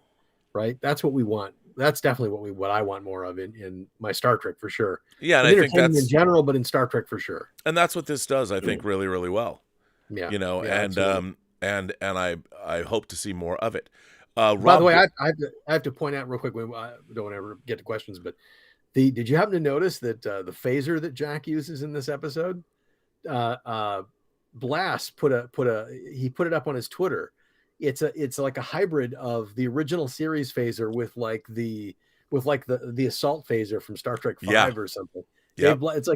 Dave Blast's his Twitter feed is amazing because he's been sharing all kinds of little gems of behind the scenes production art and photographs, and it's his Twitter feed is terrific if you're enjoying this season. Yeah, no, it is great. Rob Biller says, I wish we could get the needless cursing out of modern Trek. It's just not needed, and some families can't watch it together anymore. I mean, that's a good point. Yep, 100%. Walter White Walker says, I didn't realize how much I missed Spot. I have to tell you, man. You're a cat guy. How many cats do you have? I'm a cat dad, man, and I'm like, and we've had, my wife and I've had, all together, including those we have now. We had like 13. Been together for years and decades. We've had like 13 cats and lost them over time, and that's real, man. When you're a cat owner and you love a cat, that connection is very real. They're children, right? And so when that scene started and he saw the little objects, the pipe and the hat and the deck of cards and Tasha's thing, like my whole body, my whole being was screaming, "You've got to have Spot! It's got to be Spot! It's got to be Spot!" And like I was just getting emotional, and I was watching this with my wife and a couple that we're friends with, and like they could probably hear me in the back going, "Oh, it's got to be Spot!" And sure enough, when it was, man, dude, I had a tear in my eye. I'm not gonna lie. That was an important beat. It's an important moment, and again, as I said earlier, it shows that these writers really understand that character. Right. I mean, what I love about that is you could take that scene, and that is the perfect capstone of going all the way back to For Measure of a Man, right? Right. I mean, they're of a piece that it's like to see how far that character has come, and where he started out and what he wanted and what his dreams were and what he hoped to be, and to see where that character has come now is so satisfying. It really, and he likes being old. Yeah. And because he's finally got what he wants, which is that human experience. I mean, he's in a synthetic body, but his body's he can feel and he can experience. Right. That's exactly right. And now he's going to discover a whole new journey of discovery, right? As we all, like, I mean, it's like, as you get older, man, it's like, there's always a little thing you're dealing with, or a ache and pain. You know what I mean? That's human. As you get older, it's like, you start to realize, oh, stuff's not working the way it did when I was 20. Right. Right. It's like, and you have to kind of change your behavior and hack your lifestyle. And it's like, and it's, I guess that maybe that's, for an older audience that matters. Like I have to laugh that episode when Riker and Picard first showed up on the Titan and they're in their quarters and they're talking about, it reminds me of my cadet days, Riker says, but I don't remember having to get up and pee this much. Right. It's like, it's a stupid line, but that made me laugh. And I bet anything Frakes, that was something Frakes, dropped in there, because that stuff is real, man. That's life. That's what life is. That's what life is. 100%. 100%. Darren L. from Minnesota says, am I going to cry again in episode 9 and 10? Yes. Yes, you will. Yeah, I'm not going to say anything. Yeah, yes. Yep, the answer is just yes. Yes. Fat Steven JFG. How you doing, dude? What's up? We all need is Reginald Barkley to return for fun. Well, yeah, they can't bring back everybody, but yeah. Hasn't Reg been on some of the other shows? Isn't he yeah, on like Reg was on Voyager. Voyager, yeah. Yeah. Hasn't he been on some of the newer shows? Hasn't he appeared yet? Probably on Lower Decks or something. Yeah. Yeah. But that's not real. It's animation. That's the interesting thing is Terry just posted, speaking of, just today or yesterday, people were asking, really want to see Janeway. And he posted, listen, I don't want to get anybody's hopes up, but Janeway's basically not going to appear. And the reason is because she's exclusively on. Yeah, and I asked him about that, and that's what he told me, that, which to me, it's like, I'm sure his frustration is like, oh, she's exclusively on the show where she's animated. Yeah. And I would imagine she would love to. I mean, even if it's just, for example, what Tuvok did, although Tim Russ killed it, though. He sure did. Yeah, he killed it. Yeah. I mean, it's funny because I think that other than on the original series, Tuvok and T'Pol are my favorite Vulcans. Other portrayals of Vulcans, and seeing Tuvok with that like wry little changeling smile, he was great. The way he shifted manner too is great. Yeah, and I've always loved Gary Graham Saval too. He was great. Gary Graham's terrific. So good. You got to write for him. I know. It was a big deal, man. It was a big deal. That was a big deal. That was good. Walter White Walker says Lloyd yells, and he's talking about the Mandalorian. Christopher Lloyd yells, "Give me Genesis!" Mando season redeemed. Yeah. Wow. Swack Props. Our friend Cal, Swack Props, says 8 episodes in, and not a single woke agenda is addressed or pronouns discussed. Now, when they finally kill off a bridge crew member, it's a female? This is outrageous. You're not wrong, buddy. You're not wrong. Just a hot topic. All hot topics to begin right now in the discussion. Yeah, no, it's been, everyone's pretty cool. Darren L from Minnesota says Dank Farrik is the new F word. This is the way. Everyone with the Mandalorian references. Rick Schnupp says, I was confused that Vadic died when she was blown into space. We know from DS9's episode Chimera that changelings can shapeshift into spacefaring aliens. Maybe this will be explained later. Well, I would say, remember, these are different changelings. They're focusing on holding their internal organs, and so they're not the same changelings. These are products of this experimentation. Yeah, well, because they're closer to human, and they're able to, then they're subject to some of the same flaws and threats that humans are subject to, right? I mean, like that's how I. And I would also say that it happened so fast, she probably wasn't able to process what was going on. See, but here's the thing. I think this is a good question, because obviously we have seen changelings can change into spacefaring creatures. So this is a contradiction. Now, when I was growing up with Star Trek, there were many contradictions, and I always bring up the fact that there are these books called The Best of Trek that were compilations from this magazine, a fanzine called Trek, and there was Leslie Thompson's articles, Star Trek Mysteries Solved, even more Star Trek Mysteries Solved, and would go through and address these kinds of contradictions and posit answers. And I think in the case, like we just said, that's a really good question to point out. Like, And I think the idea, so you have to ask yourself, okay, did happen in the show. Does it make it unbelievable, this contradiction? Or in my mind, these are different changelings. They have been altered. They have been subjected to this. And I think that that isn't so much a contradiction as it is an omission. Yeah. And if you can come up with a reason in your mind that is plausible, because a lot of fans get very legalistic about these things. Well, Yeah. we saw this in one episode. Well, not everything in life is the same. You know, not every boat or plane works exactly the same way. You know, if there's a, like, look, the airlock on the bridge. When have we seen that before? Right. You Well, know- that's not actually an airlock either. It's just Right. a hatch. It's just it's just a Right. hatch. But I mean, I'm reminded of speaking of X-Files, we talked about that earlier. There's a great line that one of the lone gunmen says, "Come on, Mulder, are you going to come with us? We're going to go nitpick the scientific inaccuracies of Earth 2." Like, this is fandom's been doing this from the very beginning, right? So Yeah, and that's the thing. I mean, I always think that, like, you know, when people are nitpicking the cocking of the phaser rifle, well, you know, obviously they're not Starfleet vessels. We don't know how they've modified their. So, to me, let me dig back even further.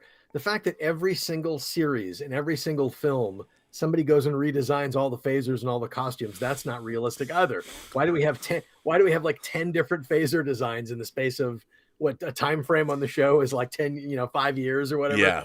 Nobody switches a gear that fast. I mean, that would never happen. So that's inaccurate right from the get-go. And some of that stuff you just have to kind of let go.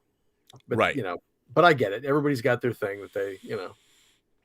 Oh, this is a question for you. Chris Bailey says the TNG films are finally on 4K. Yeah. A question though: why did Paramount never put out extended editions of Generations and Nemesis? I think that just goes back to the filmmakers. I mean, I think Rick Berman. I don't think Rick Berman would have wanted them to be out. I think. Plus, they were as a never. producer- They were. What they just had scenes cut out of them. Like Yeah, sometimes, yeah. with, like Peter Jackson wanted the extended versions of Lord of the Rings are his definitive versions. Right. That's exactly right. I think Rick Berman thinks that the released versions of those movies are definitive. Yeah, and I think to the extent that the directors, Frakes obviously directed 2 of them, and Stuart Baird. Is Stuart Baird even with us anymore? Yeah, I think it is. He is. Okay, yeah. I think obviously there's certainly a lot of deleted scenes for some of those films, but I think you're right. I think the arbiter of that really was Berman, and I think he and I think the filmmakers were just happy with those versions. And it's a little different for the earlier Trek films, because some of those things did, through no involvement of the producers or the filmmakers, those things did get expanded for TV just because. Because the network executive said, we want to fill more airtime. So having those extra scenes, first of all, was a reason for people to go and watch them on television. But I don't think any of those directors were ever really consulted about that. So, but yet fans saw that on television on ABC and fell in love with some of those scenes. And so therefore it made sense to kind of restore some of that stuff. And then when they went to do the home video release of those things, the filmmakers were given a chance to say, hey, are any of these scenes, would you like them back in the cut? Is there anything you wish you hadn't cut? Right. And so there was an opportunity to do that the directors were involved with. But for TNG, it's very different. Well, it's interesting. Of all the movies, I think Nemesis would have benefited from a lot of the scenes that were cut out. Yeah. Nemesis is just a stupid movie. It's got some good stuff in it. It's got a favorite I think redhead of mine, I Dina would say Meyer. Insurrection too. I would say Insurrection was the same way, right? I mean, Yeah. Michael Piller, that great book that he wrote on the making of that, reveals there's so much stuff. There's a lot of scenes that actually got cut from that film, both in the cut from the script at one point or other, and then also I think that there was stuff that they shot. And yeah, I mean, one thing I do wish is I wish that Paramount had taken, rather than just taking what was on the DVD and the Blu-ray, which was low resolution, standard definition, poor quality versions of those scenes. I wish some of that stuff were like rescanned and made available in higher quality. But the reason they don't do that is because there's no money. Every fan in the world would make their own cut. Well, there's also no money. I mean, to do that, you'd have to go back into the negative. And by the way, they might not have ever cut negative on those scenes. Right. So they only existed as Avid outputs or some kind of low resolution version, because they never finished. you'd have to go back into the negative and find those scenes and reconstruct them. And those films fell right into that weird window when we were just that transition from analog production and post-production to digital. So that might hinder some of that stuff too. That's a tough window right there that you can't always find everything. And a lot of the visual effects that were done digitally weren't done in anything like modern resolution. So it's dicey, but luckily Paramount done a beautiful job on those 4K remasters. They look phenomenal. Yeah, I was just about to ask you. That's my next question. What do you think of the discs? Have you reviewed them all? They look great. Those all four. Yeah, I've seen all four of them. I reviewed them all on the digital bits. They look great. They all look absolutely as good as each of those films can look. I would say the best of them is First Contact. That film I think benefits the most because I think in First Contact is when they just started to use some digital models. I think like the Phoenix, I think, was a digital model. I think as they were going through from that movie on, a lot of the visual effects were done not with models but with CG, and you can really see it in Insurrection and Nemesis especially.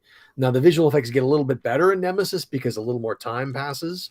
So, but it's still some of that stuff still doesn't look quite as good as it does, but First Contact looks amazing. Generations looks pretty great because Generations obviously is still using a lot of those original the VistaVision model work that they did for the series and stuff. So they look great, and I'll tell you, they just never look better, and they actually look like films. They didn't, as you know, Rob, all the previous Star Trek films on Blu-ray, the original Blu-ray release, and was it 2012 or terrible. 2009, I think, or whatever. They look terrible. They were just all scrubbed with noise reduction. So everybody looked like a plastic figure. It was god awful. These new remasters are so much better. The blacks are deeper. The colors are more vibrant. And they're Dolby Vision, right? They're all Dolby Vision. Yeah. Yeah. And they just look phenomenal. And they've also the TNG films on the original Blu-rays were 5.1 DTS HD master audio. Now it's 7.1. So there's a slight remix. So they've opened up the soundstage a little more, and yeah, these films they've never looked better. All four of them have never looked better than they do now, and I don't think they could ever look better. And the really nice thing is they've not only put these great 4K discs out now, which completes all of the feature films in 4K, right? But they've also mastered new Blu-rays from the new 4K scan and restoration. Oh, that's great. So even the Blu-rays look great, and almost all of the extras that were there before have carried over too. Even the Easter eggs. Remember those the DVD collector's editions some of them had like 2 and 3 Easter eggs that were hidden. Well, now they're all just right in the menu. You don't even have to go searching for them. They're all there. Oh, that's great. Yeah. So it's a great little package. Darren L. from Minnesota says, I'm looking for investors for my startup Spotcoin. Well, now that Twitter became Dogecoin, I mean, why not Spotcoin? That'd be great. I think, yeah, you need Spotcoin. Yes. I mean, I'd be stunned if there wasn't already a Spotcoin at this point. Yeah, I mean, totally. Darren also says, T'Pol is the second best Vulcan for many, many reasons. Wink, wink, nudge, nudge. Would love to see Jolene Blaylock return at some point as an older T'Pol, perhaps Strange New Worlds. Thoughts? Oh. I'd love that. I mean, dude, I would love to see Enterprise get a continuation. I would love it. Yeah, me too. I mean, look, if I was one of the funny things about Alex Kurtzman's reign at Secret Hideout for Star Trek is because he doesn't.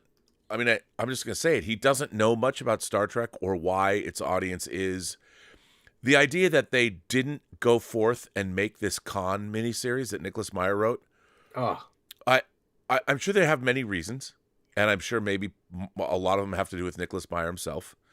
But you read those scripts, right? Yeah. What'd you think? Like, I want to see that right now. Dude, isn't that... I mean, I don't want to say anything. I don't want to say anything about it and give it, but it's like, yeah, I want to see that right now. Well, they're talking about doing it as a podcast, one of these dramatized podcasts. And I'm like, okay, first of all, you could get a real East Indian Sikh actor to play Khan. Yeah. I mean, somebody who's huge in India and make Khan a real Sikh warrior. Yeah. And do that. Somebody, you look at RRR and how people embrace that. Why? I don't understand those. I think those are written in 2017. Yeah. And you read that, and you know, all I can say is after reading those scripts, when Khan says in Star Trek II: The Wrath of Khan, SETI Alpha 6 exploded 6 months after we were left here, takes on a whole new meaning after reading those scripts. And I'm like, God damn it. Yeah. I mean, at the very least, I get right now that there's obviously a money crunch, right? They're all obviously concerned about money and streaming money and all that jazz. But at the very least, you could do a really fucking incredible animated thing with that. Like if you weren't going to do it in live action, you could do it that way and get a really great animators, and you could, something. I mean, like the stories are so good. Like that's, it's like it is puzzling to me. I all I can assume is that it's a money thing, or the Secret Hideout folks just weren't interested. They just had no interest. But I don't think they know how good it is. Like that's the maybe not. You're right. I mean, maybe not, because the Jensen Star Trek: The Beginning script. I mean, I know it's only a first draft, but can you imagine if we got 3 of those movies? Yeah, and I thought that was pretty terrific too. I mean, as you said, it's still a little rough, but it's a hell of an idea, and it's a pretty great way to it introduces a whole bunch of new characters right off the bat. It's great. I mean, they talk about Starfleet Academy. It's graduation day at Starfleet Academy, and all those characters in that script are great. Yeah. Written by the man who was the supervising producer of Band of Brothers. Instead, we're getting a Starfleet Academy, and no offense, but the showrunner is the Nancy Drew showrunner. Yeah, I mean, it feels like, I don't know. I don't understand what it feels like. There are just some people making decisions that just don't really understand what it is that people love about Star Trek and what they want. They feel like they can just make it into whatever new. Well, we'll just make a new thing and we'll just hang the Star Trek like stuff on it. Like we'll put the Star Trek costume on this new thing we want to do, and it's like that's a fundamental misunderstanding of what the franchise is. I think but I certainly don't make these decisions. Darth Plato, our own historian on the channel, says, "Hey Rob, thank you for hosting this show and for being right about this season." Well, I wasn't right about it. I think it's self-evident, although I was right about it. This is my prediction for who or what the Red Door and the Face is. This is for you only. Don't read this aloud. It's... No.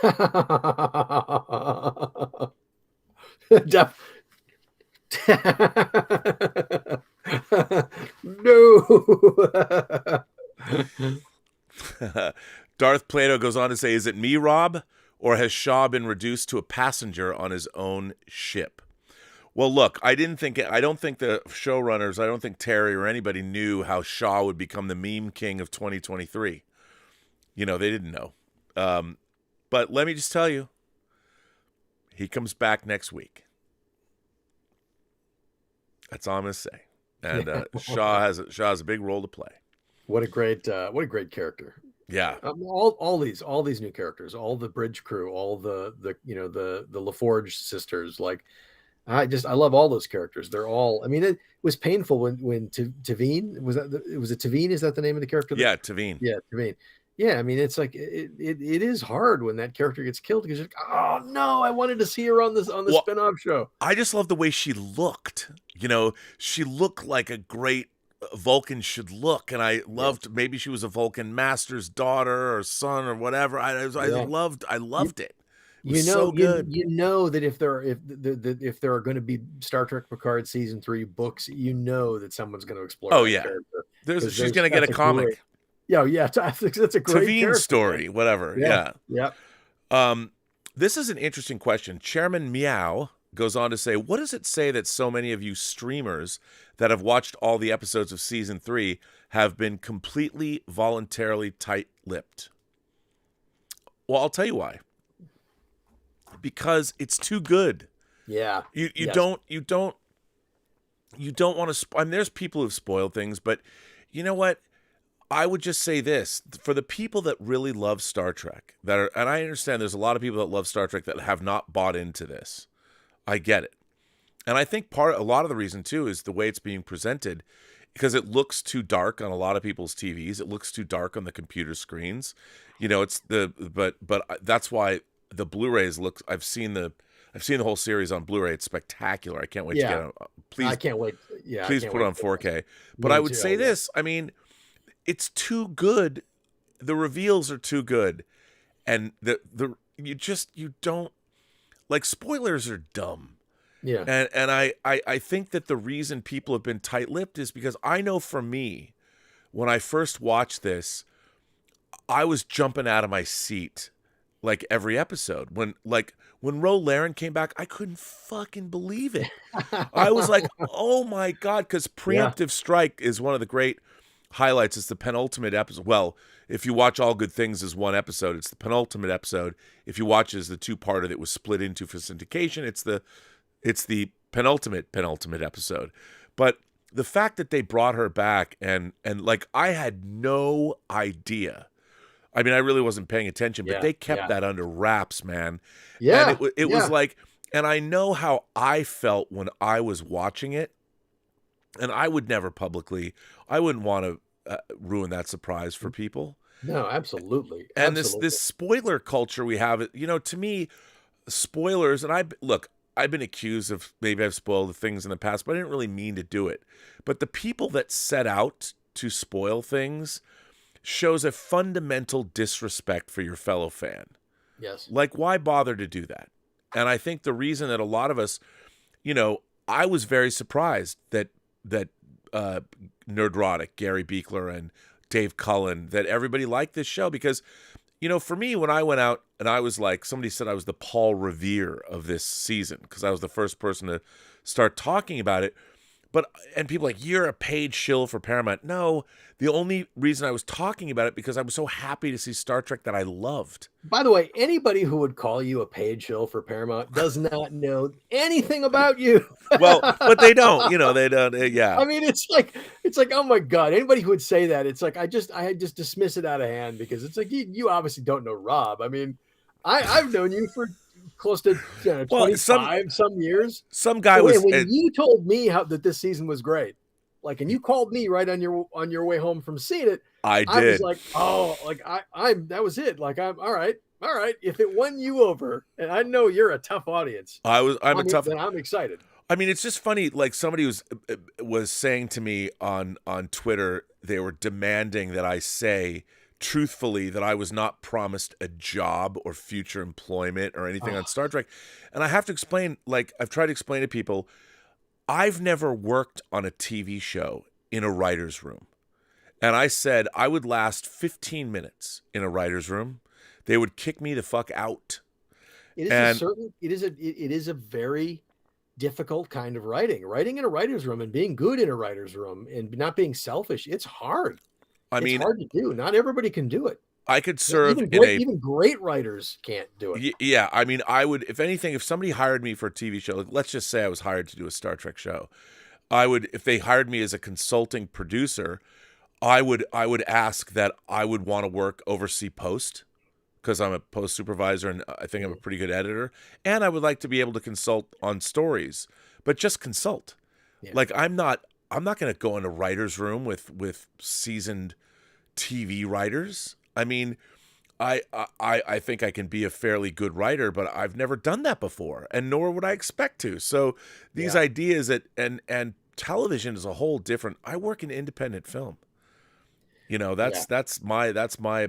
And the idea that, look, I mean, that it shows a really fundamental misunderstanding of what the nature of this industry. People think that's how it works. It's like, no, that's not how it works. No, not at all how it works. I mean, I have to laugh every time I see somebody just saying that to you because it's like, oh my God, they don't even know if they don't know. Are you kidding me? That's not who you are as a human being. Plus, it's one thing to like a show. No one gives you a job because of that. Right. In fact, if nothing else, it's probably a negative. Yeah, because especially with Star Trek, they don't want to hire fans. Yeah, the business people don't like if anybody looks like says this whiff of fanboy on them, it's like, ooh, nope, stay clear. Plus, nobody would believe I could keep my mouth shut, and they're right. They're right. Did you know what I saw on set today? Click. Rob, Yeah. you need to take that down. I mean, But you know what? You're right. A lot of people who have seen it have seen it have kept it quiet, and you're exactly right. It's because people like we have all enjoyed this so much. I don't want to spoil this for anybody no, else. and I think it shows something too. There's a lot of I always get people always ask me, why'd you stream with this person? And my answer is that all of us are true fans. Yes. And I think when we are confronted with something that we like, all of us, we don't want to spoil it because we want everyone else to feel what we felt. Yeah. So if we see something, I mean, we're the first people to acknowledge. And by the way, man, I put my credibility on the line, and there's still people that hate it. There's still people that hate that come after me every day. Right. Yeah. Whatever. I mean, it's like it's just, it is what it is. Welcome to the internet. Welcome to the world today. You open your mouth and 30% of people think you're an idiot for it. Which so is it's like, fine. It's all good. But I think that the fact that people have been tight-lipped is, you should look at that as a plus. yeah. Walter White Walker says, ever see this really old movie, Aliens? Walter White Walker goes on to say, this is what I really hope for in the next generation movies. Well, I think that's what we're getting. I think that we're getting the next generation movie that we always wanted but never got. I've often felt that all 4 of the next generation films are compromised in some way. I 100% agree with that. And it's interesting, having just watched them, they just, some of them start out really well, and they start out with a good idea, and then they just somewhere in Act 2, they just lose all the steam. They lose all the energy. And it just feels like it feels like they're trying so hard to advance the characters with a funny scene, or they're shoehorning this stuff in, these character moments in, rather than letting them happen naturally as a result of the story. And it's, and I think Insurrection is a perfect example. Like the first 20 minutes of that film is a giant, like, here, fans, here's the wedding of Riker and Troy, and here's Data singing a song, and Worf complaining about, whatever, had a Romulan ale. It just feels like pandering at some point. And like, I think character moments, what I love about the scene is the character moments we're getting, and we're getting so many great character moments, they're coming out naturally out of the narrative. Right. And they're real adult character moments. They're not television sitcom moments or, but they're at least the humor, like when Worf is like, let me make you some chamomile tea, House of, and that's very funny. And it harks back to even the survivors. Yeah. Yes. Good tea, nice house. Well, and the funny thing is what Worf says to Troy in this episode. The whole time I'm thinking he's deliberately busting Riker's chops. He's totally doing it. And it's like, and he's doing it so dry, but it's like he's absolutely returning the humor gift that Riker gave him earlier in the season, right? But that's why it's great writing. Yes. And it's earned. It's earned. This is a good question. Fat Steven says, Darmok or Tapestry? Which episode do you prefer? Now, Darmok is Captain Dathon and the whole Temba, my eyes or my arms open, or it's the metaphor, speaking in metaphor episode. Yeah. And then Tapestry is the Q episode, where I much prefer, I love Darmok, but as an episode of television, the idea of it is better than the execution. Yeah. I don't think that the episode it's a good episode. It's not a great episode. Tapestry is a great episode. Yeah. It's more like It's a Wonderful Life or something like that, but it has a great message that fortune favors the bold. I mean, if you play it safe, if you don't take those chances, if Picard was not stabbed by that Nausicaan in the bar and losing his heart, he would have been a mundane, sad, lieutenant working in the lower decks and never achieving greatness. It has a really important message, especially now, to convey. And I think Tapestry is a much better episode. Yeah. But Darmok, the idea of Darmok is great. One of my favorite episodes of The Next Generation is still from Measure of a Man. Like, the extended version on the Blu-ray. Yeah, which is tremendous. Yeah, which thank you for that, for your work on that. Thank you. That episode is so simple, and it's just, and again, it's a bottle episode, and it's just, it is in everything Star Trek stands for in that episode. Yeah, and it's the Frakes is great in that episode. Yeah, and it's like, and it breaks him to have to. I mean, what he has to do to prosecute that. I mean, it's. And it harks back to court martial Philippa Lavoie, a former past flame of Picard's.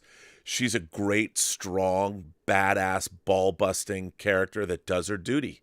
Yep. Even though she might not want to, she does her duty. She's another great female Star Trek character, really well written.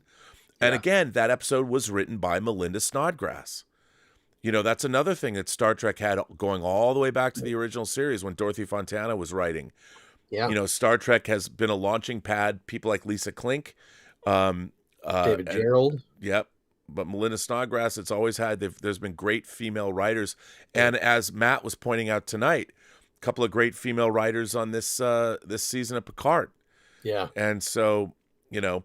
What a great team. What a great team Terry has put together. What a tremendous writer's room. I would love to see what they could do with more Star Trek, with another show. You can just imagine a writing team that talented, man. Scott Bartholomew asks, can you give any insight into Hangar Bay 12? I can.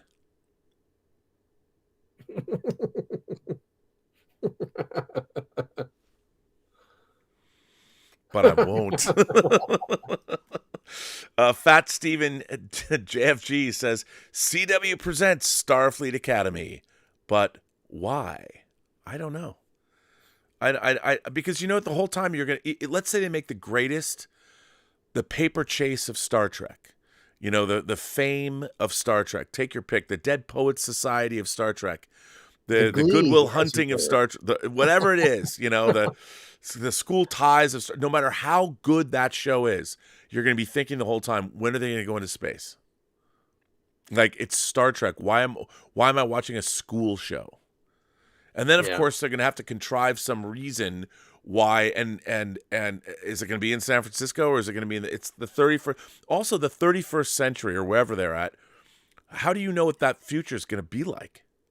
And that's so far ahead. I mean, you know, that's what's really interesting to me, is that Star Trek, I think when we were growing up with Star Trek, one of the sort of problems was, it's like, well, if they keep going farther into the future, like, how are they going to make the technology? How are they going to make any of this seem believable? Because technology moves very quickly. And what are they just going to, is the whole ship just going to disappear basically? And they're going to be sitting in a living room? Or, I mean, it's hard to understand. I don't know. That to me is so far removed from the world we live in today and the world of what has been great Star Trek. I don't know how you make a show like that. I mean, like a film that really gets right that kind of a much farther into the future, world is Dune, right? And the world of Dune doesn't look anything like our world today. Well, and also they don't have computers, right? You know, they had because of the Butlerian Jihad, all computers were destroyed, and you have human mentats that are the human computers. Human computers, the Bene Gesserit. I mean, the civilization is totally different, and you're right. And that's the way to go. Yeah. But with Star Trek, the future they gave us, the most disappointing thing for me, and maybe in Star Trek history, is the unimaginative future of the 31st century. Yeah, because human beings talk like they live today. Yeah, exactly, and they talk with the same sort of attitudes that they do today, and that's just it's going to date in like 5 minutes, man. Yeah, and that's one of the reasons I dislike that show, because there's no science fiction is very, if a great science fiction writer is a world builder. And, you read some of the great, like one of my favorite modern science fiction novels is a book called Blind Sight by Peter Watts. It's pretty hardcore. And the world building in it is phenomenal. Yeah. Or even books by like Stephen Baxter, his Manifold trilogy, Manifold Space, Manifold Time, and Manifold Origin, which and are very, very far in the future. Yeah, and I just think that, you know, the thing that I most want to see from Star Trek, I mean, obviously it is allegorical to our time today, but I want to see great storytelling with fascinating, I mean, I will say this, to give Discovery some credit, their extragalactic civilization that they couldn't contact in the last season was an interesting idea, but I feel like somebody read that idea, but they didn't understand it holistically, like what it meant. And so how they dealt with it was really rudimentary and kind of dumb, but the idea behind it was interesting. Yeah, and the interesting, you know, the thing is that, like, obviously we've got Dune now, and we've got Foundation on Apple TV Plus, and we've got For All Mankind and The Expanse, right? There are some great science fiction shows being made right now, and so I think stuff that isn't as well thought through really stands out as that. When you compare it to some really, really great science fiction and high concept and far out, and, you know, really, really well imagined worlds. Yeah.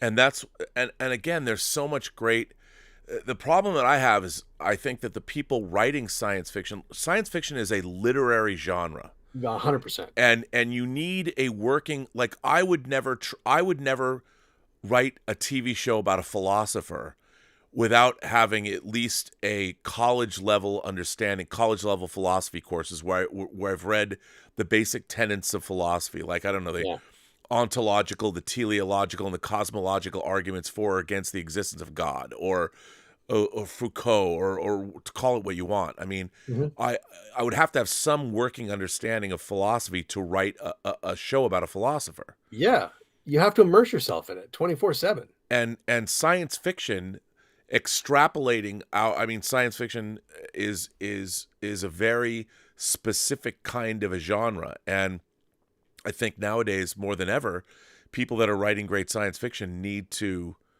have a working knowledge of at least the 25 classics of the literary canon. Yeah, you know, and a very, very important thing is that too many people, I find, think about science fiction in terms of the science fiction they've seen on television for the last 20, 30 years, right? And what, like, for example, when I talk to people about AI and the real issues that we're dealing now with AI, a lot of people just go, "Oh, Skynet." And it's like, no, you don't understand. We live in a science fiction future now. Like, the present is science fiction. Yeah, we have AI that are real. They're not obviously intelligent and self-aware yet, but AI and algorithms are getting very, very powerful. And you know, we've got self-driving cars, we've got electric cars, we've got rockets that fly and land, you know, themselves. We've got, you know, medical technology is getting better and better. I mean, there are real suggestions that we might have legitimate cures to cancer in this decade. Yeah. You know, not every cancer, but, you know, these things, and it's because our computing power is accelerating so dramatically. Quantum computers now, we are a real thing. And people need to understand, when you're talking about science fiction, like, the world we live in right now is a science fiction world. And so if you're going to imagine a world 100 years from now or 1,000 years from now, you really got to, like, leap way ahead, and you've got to think about what are the trends today and where does this take us? And that's hard work, man. You can't just fall back on the things that you've seen for the last 50 years. It doesn't work anymore. Even if they took, like, when you jump into the 31st century, even one thing, like, for instance, I think the easy thing to do with actors is that we would now have nanobots swimming through our systems that would repair our cells, and we could live for 500 or 1,000 years. Mm-hmm. So you jump into the future and everyone lives to be 1,000 years old. So if you're 1,000 years old, how would you then live your life? I mean, right now, if you compartmentalize human life into 10-year stretches, decade stretches, the first 10 years of our lives we're kids. It's a wash. There's nothing we can do. Yeah, we're beholden to our parents. Then the next 10 years, you wind up, if you're going to college, you're in college. You're still trying to figure out who you are. Then in your 20s, you begin your life. You come out of college or whatever you're going to do. You start a job. You're living in the workspace, but you still are discovering who you are. It isn't really until, so now you're 3 decades into an 8-decade life. This is a substantial part of your life, and you've gone through many changes, you've grown up, and now you hopefully are on a path where you're going to go somewhere to find whatever it is you want. But you only have like 30 years to do that, and then you're out. Then you're old. I mean, I have people on Twitter telling me, "Oh, hey, Grandpa, you're shouting at clouds." You know, and I'm like, in my mind, I'm like, hey, Clint Eastwood's going to direct a movie, and he's 90 fucking 2. Shut the fuck up. But, well, and think about what that means, right? I mean, if you were to live 500 years, can the human brain even process 500 years worth of memory? Like how many things that important experiences and people would you just lose? There's an episode. Yeah. You know, you could do a whole Alzheimer's episode about what happens if your brain, like by living longer, what if the human brain reaches a point where it reaches capacity? Yeah. And then what do you do? And then make it then it becomes a really interesting sci-fi episode. You know, the thing about living 1,000 years is your brain fills up. Like we find out that your memory, your neurons, whatever, has a capacity the way a hard drive does. Yeah. You know, and what happens? And here's another idea related to that. So, you know, as a young person moving into a career, moving into a world, or becoming an artist or becoming an engineer or whatever it is, a path opens up for you because people ahead of you reach the peak of their careers and then retire. Right. But what happens if those people never reach the peak of their career and retire? They stay around forever. And oh, by the way, what happens if the AI is better than any of you, and the AI is always there? So like, what do these things mean in terms of your life, in terms of society, in terms of what gives life meaning? Right. I mean, these are big questions. And, you know, if you don't think like in those kinds of terms, I don't think you're really thinking deeply about this stuff. And these are, by the way, we've just come up with like 5 ideas for Star Trek episodes. Yes. And what is unfortunate is that I think with modern Star Trek, the great thing about this episode, or the Picard season 3, is that it's dealing with human questions. Like you could say these questions could be dealt with on any TV show, which is kind of what modern Star Trek has been doing. It's been dealing with the human adventure and all that. Right. But because we're seeing our characters, and we still got changelings, and we still got starships, and we still got Vulcan crime bosses, you know, which is cool. It's still Star Trek. Yeah. But at the end of the day, I want those big ideas that I can be contemplative of after an episode is over. Yeah, yeah. You know, I think it's interesting. I think Star Trek really benefited from the original series. Really benefited from the fact that Stanley Kubrick's 2001: A Space Odyssey came out around that time as well. Yep. Because that opened up so many minds to what science fiction could be.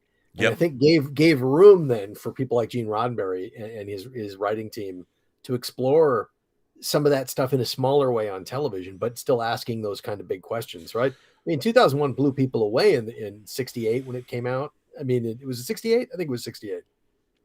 I mean, it did. It just celebrated the other day its 55th anniversary. Yeah, yeah. I mean, it blew people's minds, and that gave space for Star Trek to operate. But again, it's like it's great. Those great sci-fi stories, man. That should be a part of it. Yeah, I mean, I agree. And that's what I'm missing from a lot of modern Star Trek. But what I liked about this is, again, this Picard season 3 is dealing with a lot of dangling threads from people's lives, right? And like Ro Laren, and they've done a great. And everybody has those dangling lives. And in the context, I didn't need this to be about some big brand new sci-fi idea, because these are characters that we've known and loved, and we get to see them older and wiser, and they're not necessarily all happy, but this situation, this sequence of events that they're going through, is going to leave them forever changed and maybe put back together a little bit better. Yeah, you're right. You're absolutely right. And then the idea is that in theory, you leave the show in a launching place where you could move into with some of these characters and with some of these new characters, and move into a place where you could start getting back to that sci-fi stuff, while still, you know, occasionally having these legacy characters appear. I mean, it's such a perfect setup for something that could come next. Yeah. Darren from Minnesota says, respect the Stashwick or Captain Shaw. We all do. I think we all respect the Stashwick. And, hey.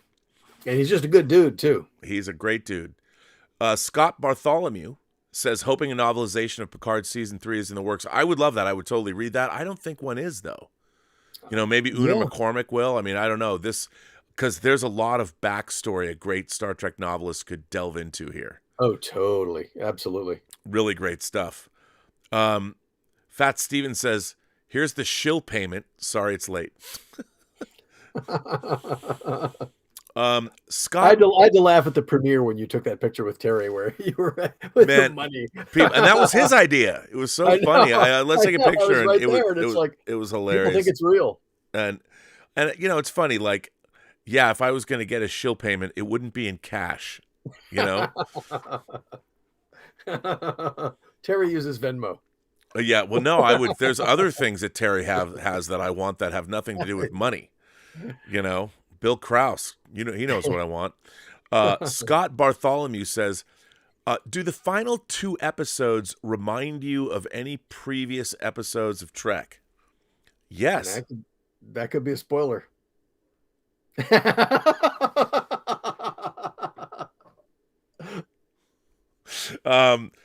I'm sorry.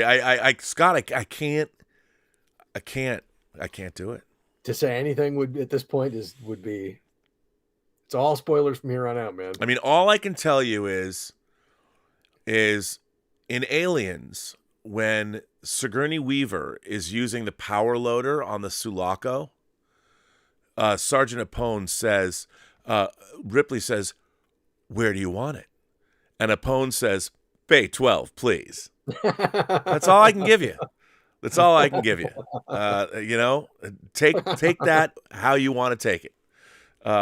But that's all I can give you. DWOMT. Do either of you think that Montgomery Scott, the character, could still be alive somewhere during Season 3 of Star Trek Picard? Well, it is 30 years later. And Montgomery Scott, I mean, maybe, but he would be very old. Yeah. Unless, of course, knowing what he did, wouldn't it be interesting if you, put yourself in a transporter buffer and you came out, once a year and lived a couple days, and then put yourself back in the buffer and just to see, I mean, if I had a transporter buffer, I might do that. Put myself in the buffer because I'd want to see the future. Yeah, yeah. Or find some way to put yourself into. Wasn't the animated series the idea the Kazinti? Yeah, the Kazinti. Kazinti didn't they have stasis fields and things? Yeah. Yeah, stasis technology, right? Yeah, Put yourself in stasis. that was the episode Slaver Weapon, right. Which is very interesting because that was Larry Niven allowing the Kazinti from his Known Space series to be used by another. It's crazy that he allowed that to happen. Yeah, right, exactly. I love the that. Kazinti were part of the Ringworld novels. Yeah. Yeah. Yeah. Which those are good, by the way. They're very good. James Wallace says, do you feel the part with Data almost being lost was an analogy of Alzheimer's? I guess so. I mean, not as much as the episode Sarek was from the 3rd season of TNG when he had Bendy syndrome, but no, I think it definitely was. I mean, this idea that where he's slipping away, giving away his memories. I mean, there's definitely a bit of Alzheimer's allegory there. Sure. I just love the poetry of that, though, that the idea is memories are what make you who you are. So if you give them, right, he gave them to Lore, and it's just Lore is becoming more and more Data. It is the poetry of that is pretty lovely. Yeah. It really is. Anonymous sends in a $75 tip and says, congratulations on your new puppies. Well, thank you. I will definitely put that to good use. How are them puppies doing, man? First of all, it's every day. It's the Great Escape in this house. First of all, these are the cutest puppies in the world. And they have figured out they're big enough that they can climb over the whelping box, and they now want to escape. They want to go into the world. It was very funny. One of them escaped, and Elizabeth, we have a camera that's watching them all the time. And if I'm here and Elizabeth's gone, she's always texting me, and she said, one of the puppies is gone. And I went up and I'm like, so I go into the room and there's 8 puppies. So there's 7 puppies in the whelping box, and we have these fences so they can actually walk outside, and we're actually potty training them. So actually we have this clump of, it's real grass, and it's outside so they can walk outside, and a lot of them are actually learning how to pee and poo outside on this grass. So whoever's going to get these puppies is going to enjoy them. But so there was this missing, one of the dogs was gone. And I'm like, oh my God, because it could have gone outside. And I'm looking at Tallulah, like, where's your dog gone? And Sebastian's like, "Moo." And Gilbert, I'm like, where's the other puppy? So on my side of the bed, I have my nightstand, and then in the corner, there's this big fluffy dog bed. And Tallulah sleeps there. And I look over on the dog bed, and there's the puppy, totally inverted, with its little 5-week puppy legs up like this, like a sausage, completely asleep. And because Tallulah, their mom, that's what she likes to sleep and sack out. So I'm sure the puppy smelled its mother and just went there and found out what it's like to be on a giant puppy bed and thought to itself, this is the greatest thing I've ever done in my life, which is true because the life's only 5 weeks old, and fell asleep. But I was like frantic, and it wasn't until I saw it out of the periphery of my eye, I'm like, oh my God, it was hilarious. Animals are smart, man. They're gonna find the comfy spot. They knew. That's right. So thank you, Anonymous. That is very nice of you. Brian O'Neill Singleton sends in a tip and says, Data's new lease on life is a bit reminiscent of Doctor Who's regeneration. Data and Lore both died, yet regenerate into another combined version of Data and Lore, both sharing aspects of previous identifications or IDs. Love your show. Live long and Jolan True. Ooh, you know your startup. Jolan True is a Romulan saying, I love that. That's a fascinating idea. That is a very fascinating idea. Yeah, it is very fascinating. The Common Nerd became a new member of the channel. Thank you very much. Walter Whitewalker says, where would our current tech be if Star Trek didn't exist? Well, that's an interesting question, because people grew up with Star Trek, and we have iPads, we've got our cell phones, and you have to have the vision of something before you can go make it. And I think Star Trek is responsible for that vision. Oh, 100%. But that's the interesting thing now we have, we have these devices with touch screens and stuff right in the palm of our hand. And, what evolution of this technology are we going to have in 1,000 years? That's it's thinking about stuff like that it really is that's to put your brain to work, and where you really have to kind of exercise it and really kind of figure that stuff out, because our technology today is in many ways so far ahead of anything we saw in Star Trek in the 70s and 60s, 70s, and 80s that it's fascinating. And then I had to, on a related note, I had to laugh because Jerry Ryan, I think, posted a picture on her Twitter, a video of herself playing with the captain's chair, the controls on the captain's chair, which it turned out is an iPhone. There's just an iPhone embedded in the chair, and that's what the controls are. And it's it's fascinating. I mean, and it makes sense. I mean, because it's functional. You can make it look, and it reads on camera. Yeah, this is a tricorder, right? You put it an interesting housing on it, and you just run interesting graphics on the screen. And in fact, I wouldn't be surprised if tonight, in this episode tonight, the little pad that Geordie's using, I wouldn't be surprised at all if it's a smartphone. Oh, yeah, with a prop built around it. Yeah, 100%, and it makes sense. I mean, why not? This is a really interesting question. Scott Bartholomew, this is a question, Scott, I can't answer. Scott says, I miss the anthology format, like Twilight Zone. Would like for current sci-fi horror writers presenting solo episodes of Trek. Example like Harlan Ellison, Robert Bloch, David Gerald. I agree with you. I've always said that Star Trek, the original series especially, and I guess Next Generation, Star Trek is an anthology show with continuing characters, where every episode it's a comedy, it's a horror episode, it's an action adventure episode, it's a weird, creepy, gothic sci-fi episode or something. And I think that was one of the appeals of the show, is you never knew what kind of a story you were going to get every week.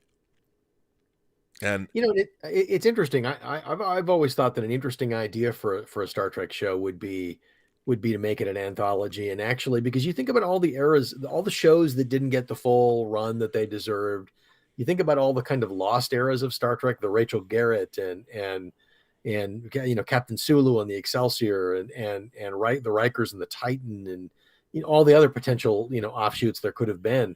A really interesting thing would be to have a show that does kind of tell stories, jump around in all of those different time periods and give you a great every season you get a great story in 6 different time periods or you could do 3-episode arcs like in Enterprise, but make them, I mean, maybe that's what Star Trek Legacy could be.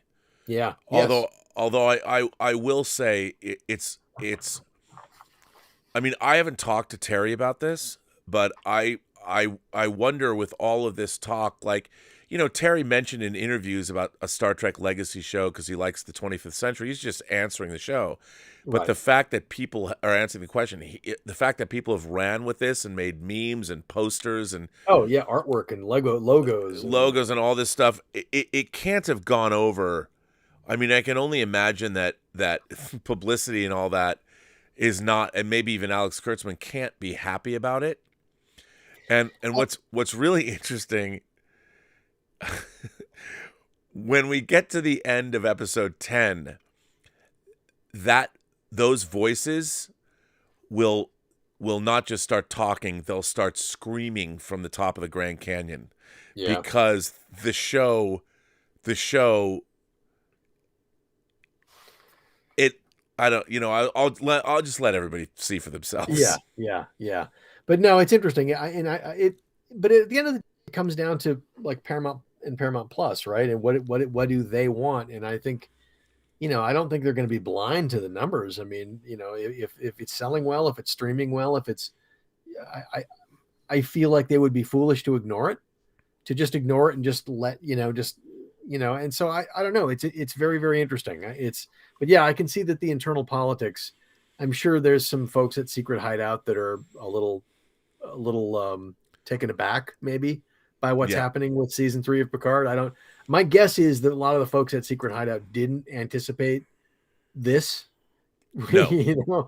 and what they've, obviously this thing is lightning in a bottle now. And it's going to be very interesting to see what the reaction is going forward. But again, and I keep coming back to you. I feel like there can be Star Trek for everybody. And I think it would be great if alongside, the Starfleet Academy show and Strange New Worlds, it would be great if there was a 25th century Star Trek that would be for the part of the audience that's been there all along.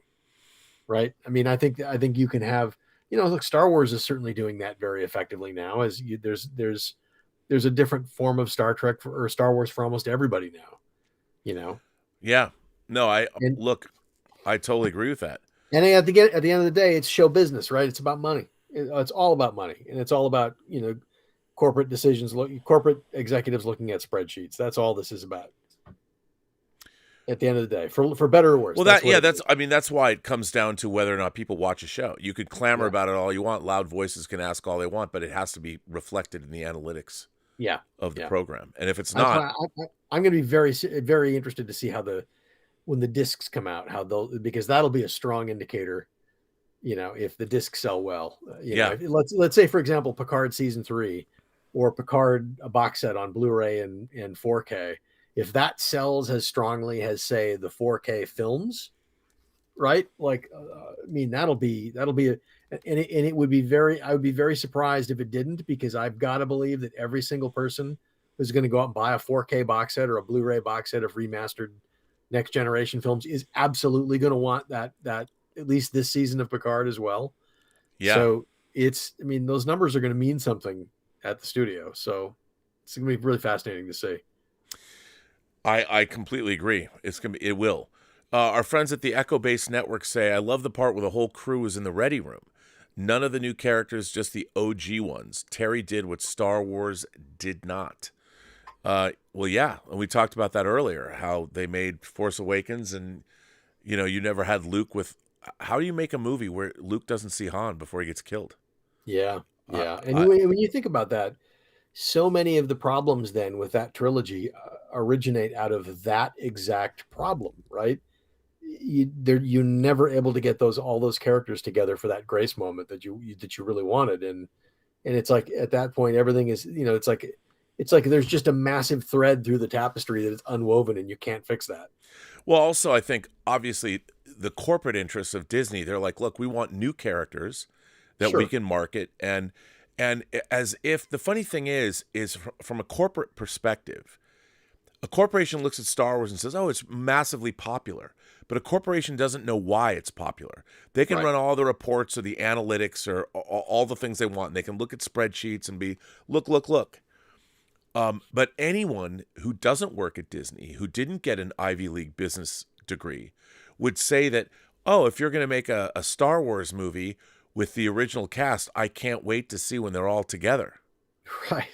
I mean, this is something that a corporate spreadsheet couldn't tell you, and they didn't do in Force Awakens. And to me, and by the way, the world has changed. Carrie Fisher is no longer with us. They can never do it.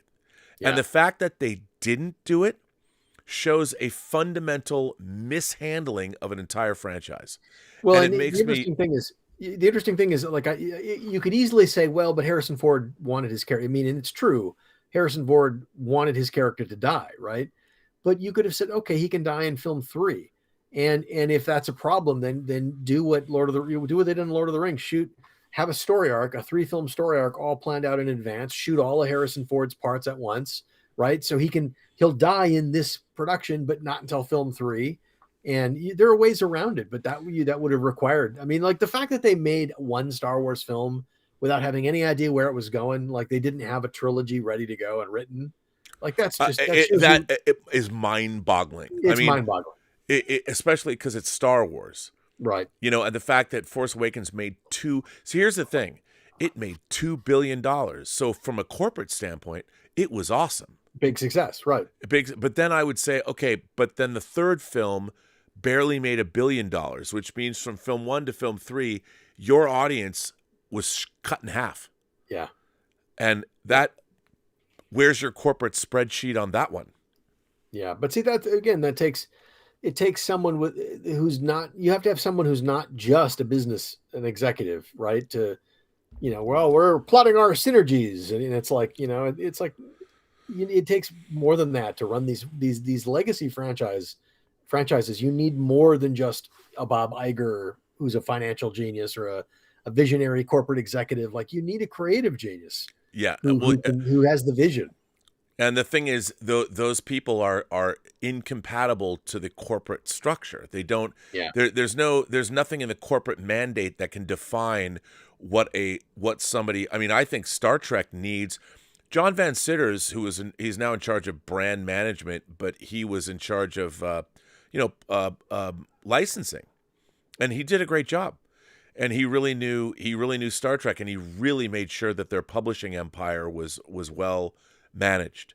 And the Star Trek, I would dare say, the Star Trek novel franchise, I mean, it's never going to make that much money because, you have to have people reading books. But the Star Trek novel franchise, what they were able to pull out of that from the beginning of it, after Star Trek the Motion Picture, the Pocket Books franchise, what they did for over 40 years was spectacular. Yeah. Spectacular. Yeah. And they, but now, I mean, did you see that Corgi announced that they have the Star Trek license and they're going to make die-cast vehicles and ships? Corgi that I used to buy when I was a kid. Corgi cars.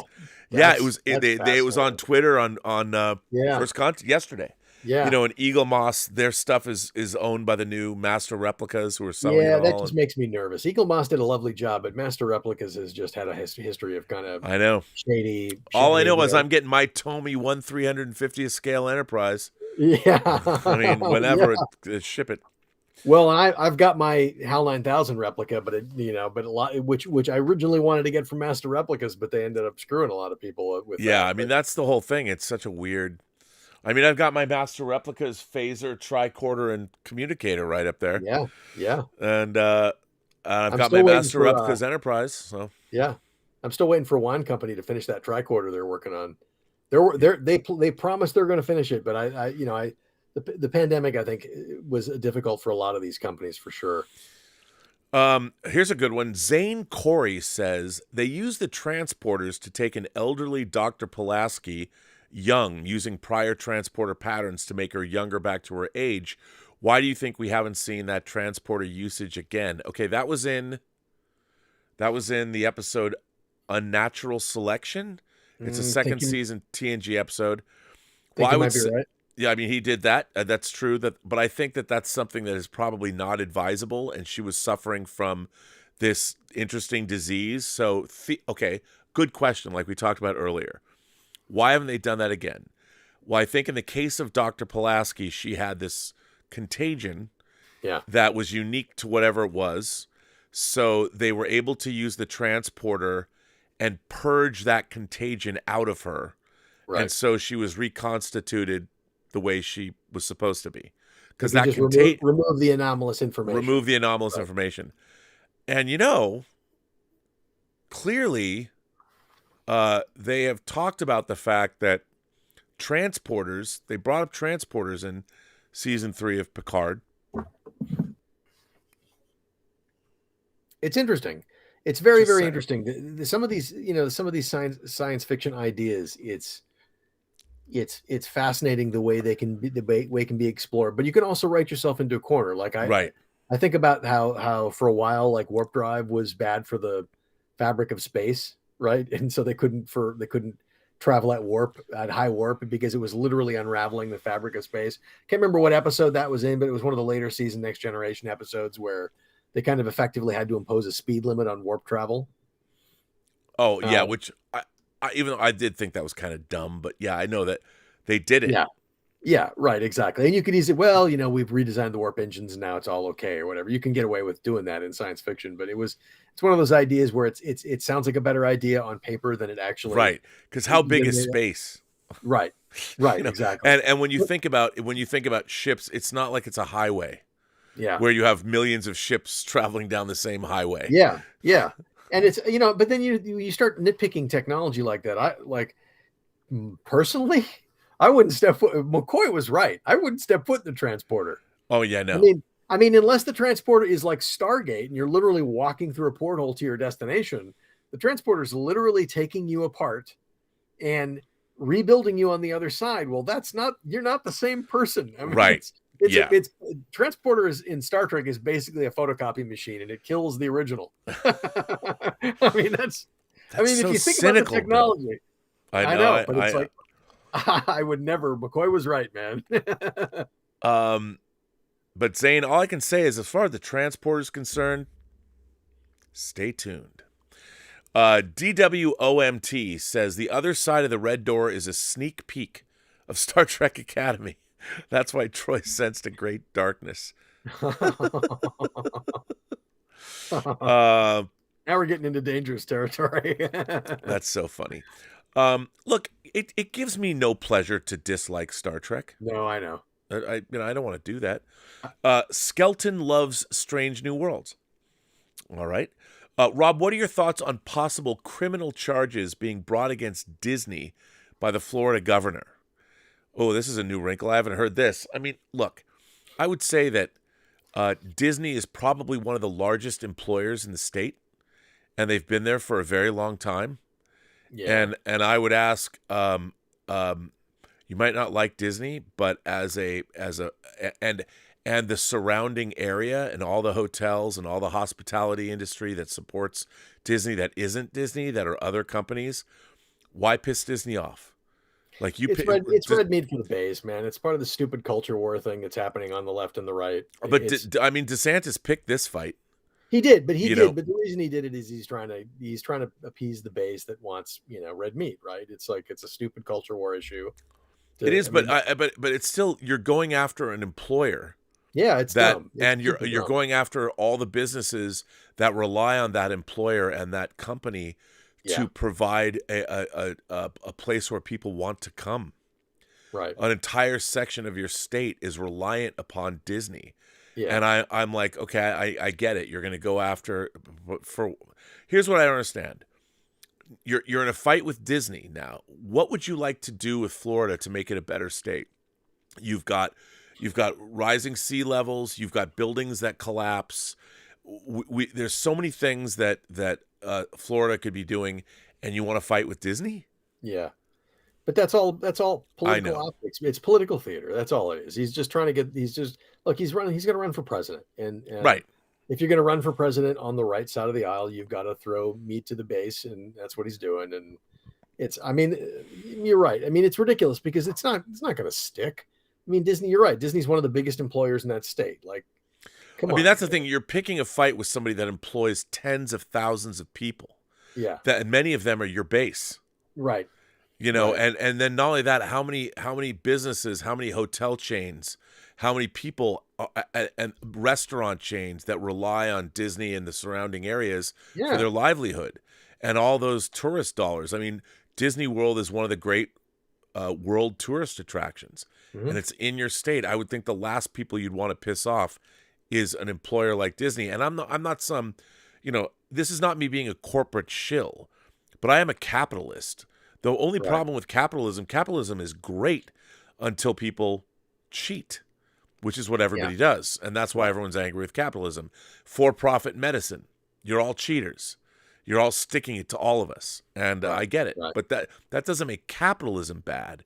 It makes people using bad actors abusing capitalism bad. Yeah, right, exactly. And so Scott Bartholomew says, ooh, as a submariner in the Navy for 13 years.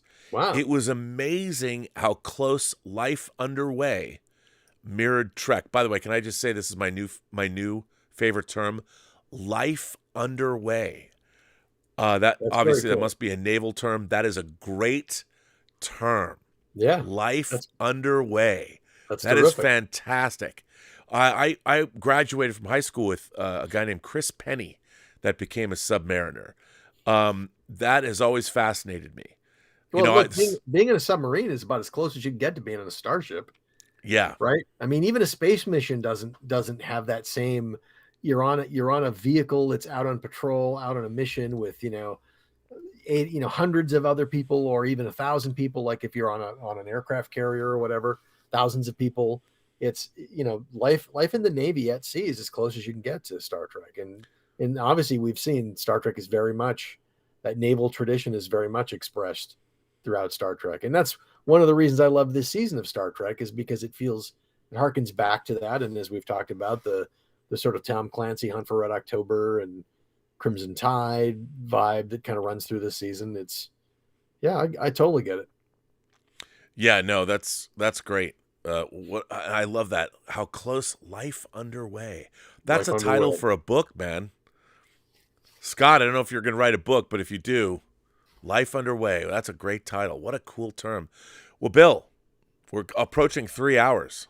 Well, it's been a pretty good episode, I'd say, all in all. I would say this is amazing. I just want to give a very, very grateful thank you to Matt Okumura for coming on the show.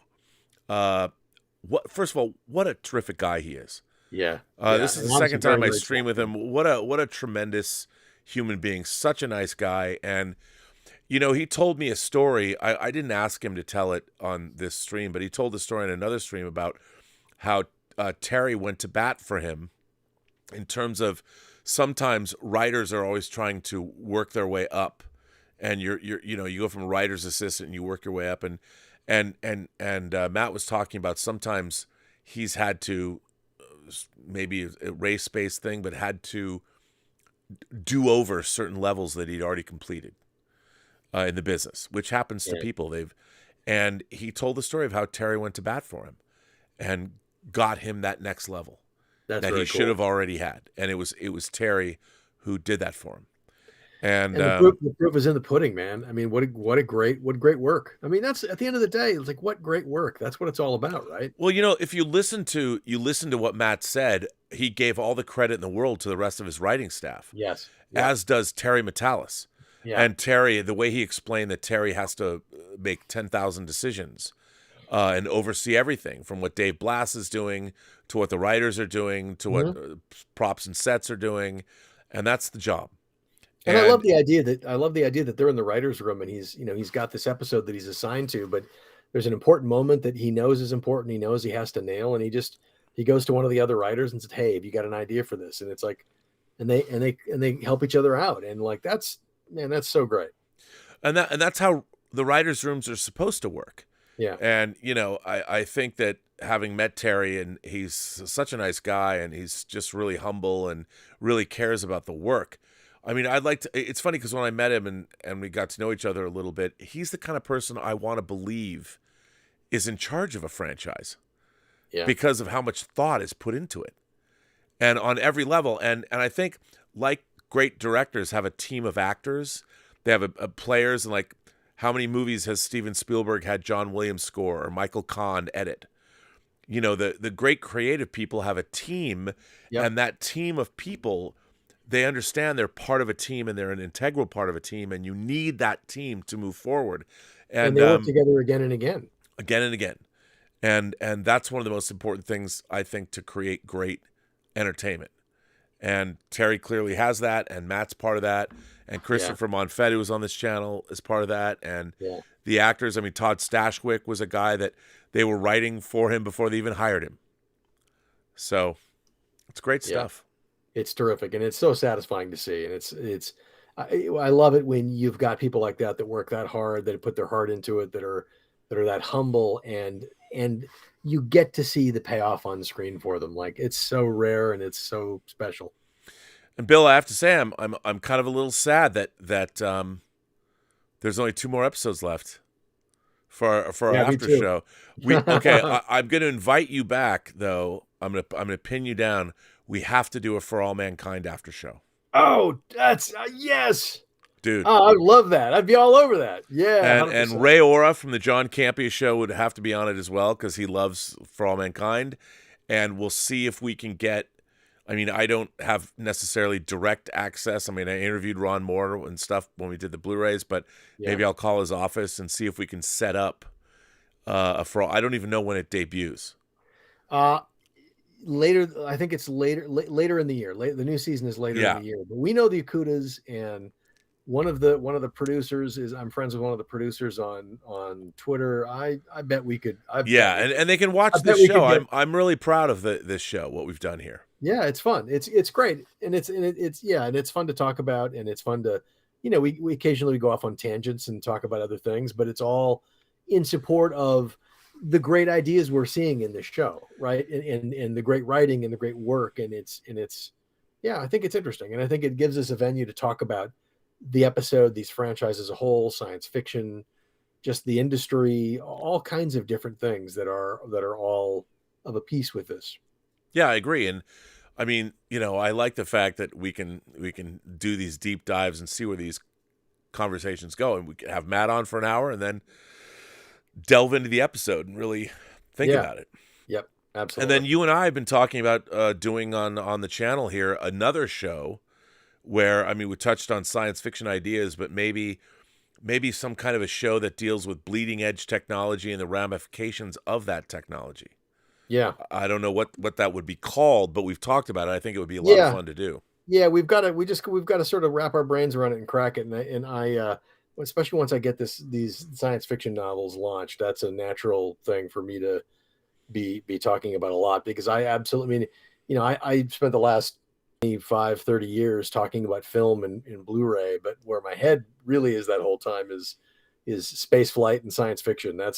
So when I'm not dealing with digital bits and movies on disc, 4K, Blu-ray, the rest of my time is spent in thinking about sci-fi and technology and space flight and all of that stuff. That's my original passion. So I would definitely should think about another show like that. But I think a natural thing to do would be For All Mankind it's a perfect venue for us to. Oh my God! And if we could get the writers and producers and get Ron Moore to come on and everyone else and some of the actors, man, because man, do I love some of those actors. Oh, totally. And we can even go back to the first 3 seasons. Oh yeah, and talk about just do with every episode and talk about the issues in each episode, and that show fascinates me. That is probably my favorite series on television right now. Oh, yeah. I mean, look, as much as I love things like Succession, I'm enjoying Rabbit Hole with Kiefer Sutherland. Yes. I'm enjoying that. The 3 episodes of that I've seen are good. I like Night Manager and all that, but I just expect to like all that stuff. Yeah. But I don't love it. I mean, Right. I love Succession, but I don't. But For All Mankind, man, and the end of season 2, the last is one of my favorite hours of TV ever.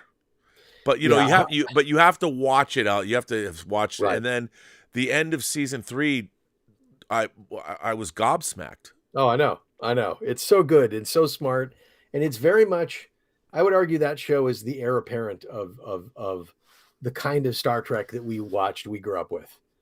I really think that the secret sauce of that show is that it is about how we could get from the world of today with astronauts and cosmonauts going right back to the 1960s to a world that looks like Star Trek. I mean, that's the whole genius of the show is it's showing us how if we made slightly different decisions, they could put us on a path that would get to something that would look like Star Trek. And man, is it satisfying. So good. Well, on that note, Bill, I want to thank everyone for watching the show. I want to thank our moderator, Tom Jr. Jackson.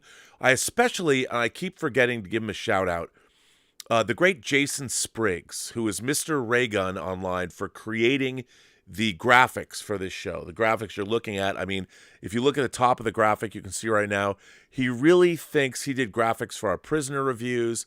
He really thinks a lot about the shows. And looking at the top with the crew and Vatic, I mean, he does these things. He doesn't give away anything, but, lore and data, he really does a great job. He's done a lot of graphics for me. I want to give him a shout out. I want to thank Matt for coming on the show. I want to thank Terry Metalis for making sure or making a safe space for all his other writers or talent to come on these shows, because a lot of talent wouldn't, and a lot of showrunners certainly wouldn't. So a shout out to Terry Metalis for that. And I love doing these with you, Bill. So thanks for coming on. Yeah, it's a lot of fun, man. And all the new the people that are supporting this channel, we've 6,000 subscribers in the last week since the last time we did this show. And cool. Members like Mark Hansen, Jerry Mannanen, Dragon Lama, I guess, Yama, I was thinking Spanish, Get Well Acupuncture, Nicholas Allen, Roger Paulson, Pink Plastered Pancake, Gray L. Garrett, Chris Goodman, Brian Davidson, Mikkel Stenberg, Thomas Bartoli, who's been around for a long time, King Tyler, Matt Cross, Sean Donaldson, Raymond Mitchell. They all became new members of the channel today. Very cool. So thank you for supporting the channel like that. I just want to point out that every other Saturday we do member calls where, I'm on for hours just talking to you guys. So much fun meeting all the members of the channel. Those are members-only calls, and I very much appreciate that. We usually do those every other Saturday at 11. If we're not this week, Que Pasa PGS with the great Roberto Suarez and Alex Montano. It's 97% Spanish. The 3% is when I come on and they humiliate me in English. So I very much appreciate that. So, Bill, everyone, remember, every person you meet has a story to tell that you have yet to hear, and all you have to do is listen. And with that, Bill, I guess we have to say to everyone, live long and prosper, peace and long life, survive and succeed, Joe Lontrue, or whatever you want. Carry on. Carry on. We got 2 more episodes left, probably 3, because we'll do a wrap-up episode. But man, next week, if I had a microphone, if this was not on a stand, I would drop this mic, because that's what they do next week. That's all I'm saying. Yeah, it's going to be something. I'm very excited.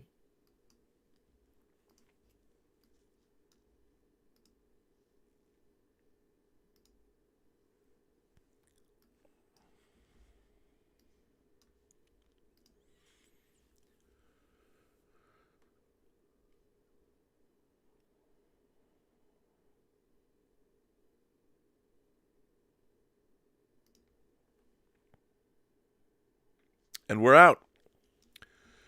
That was a great episode.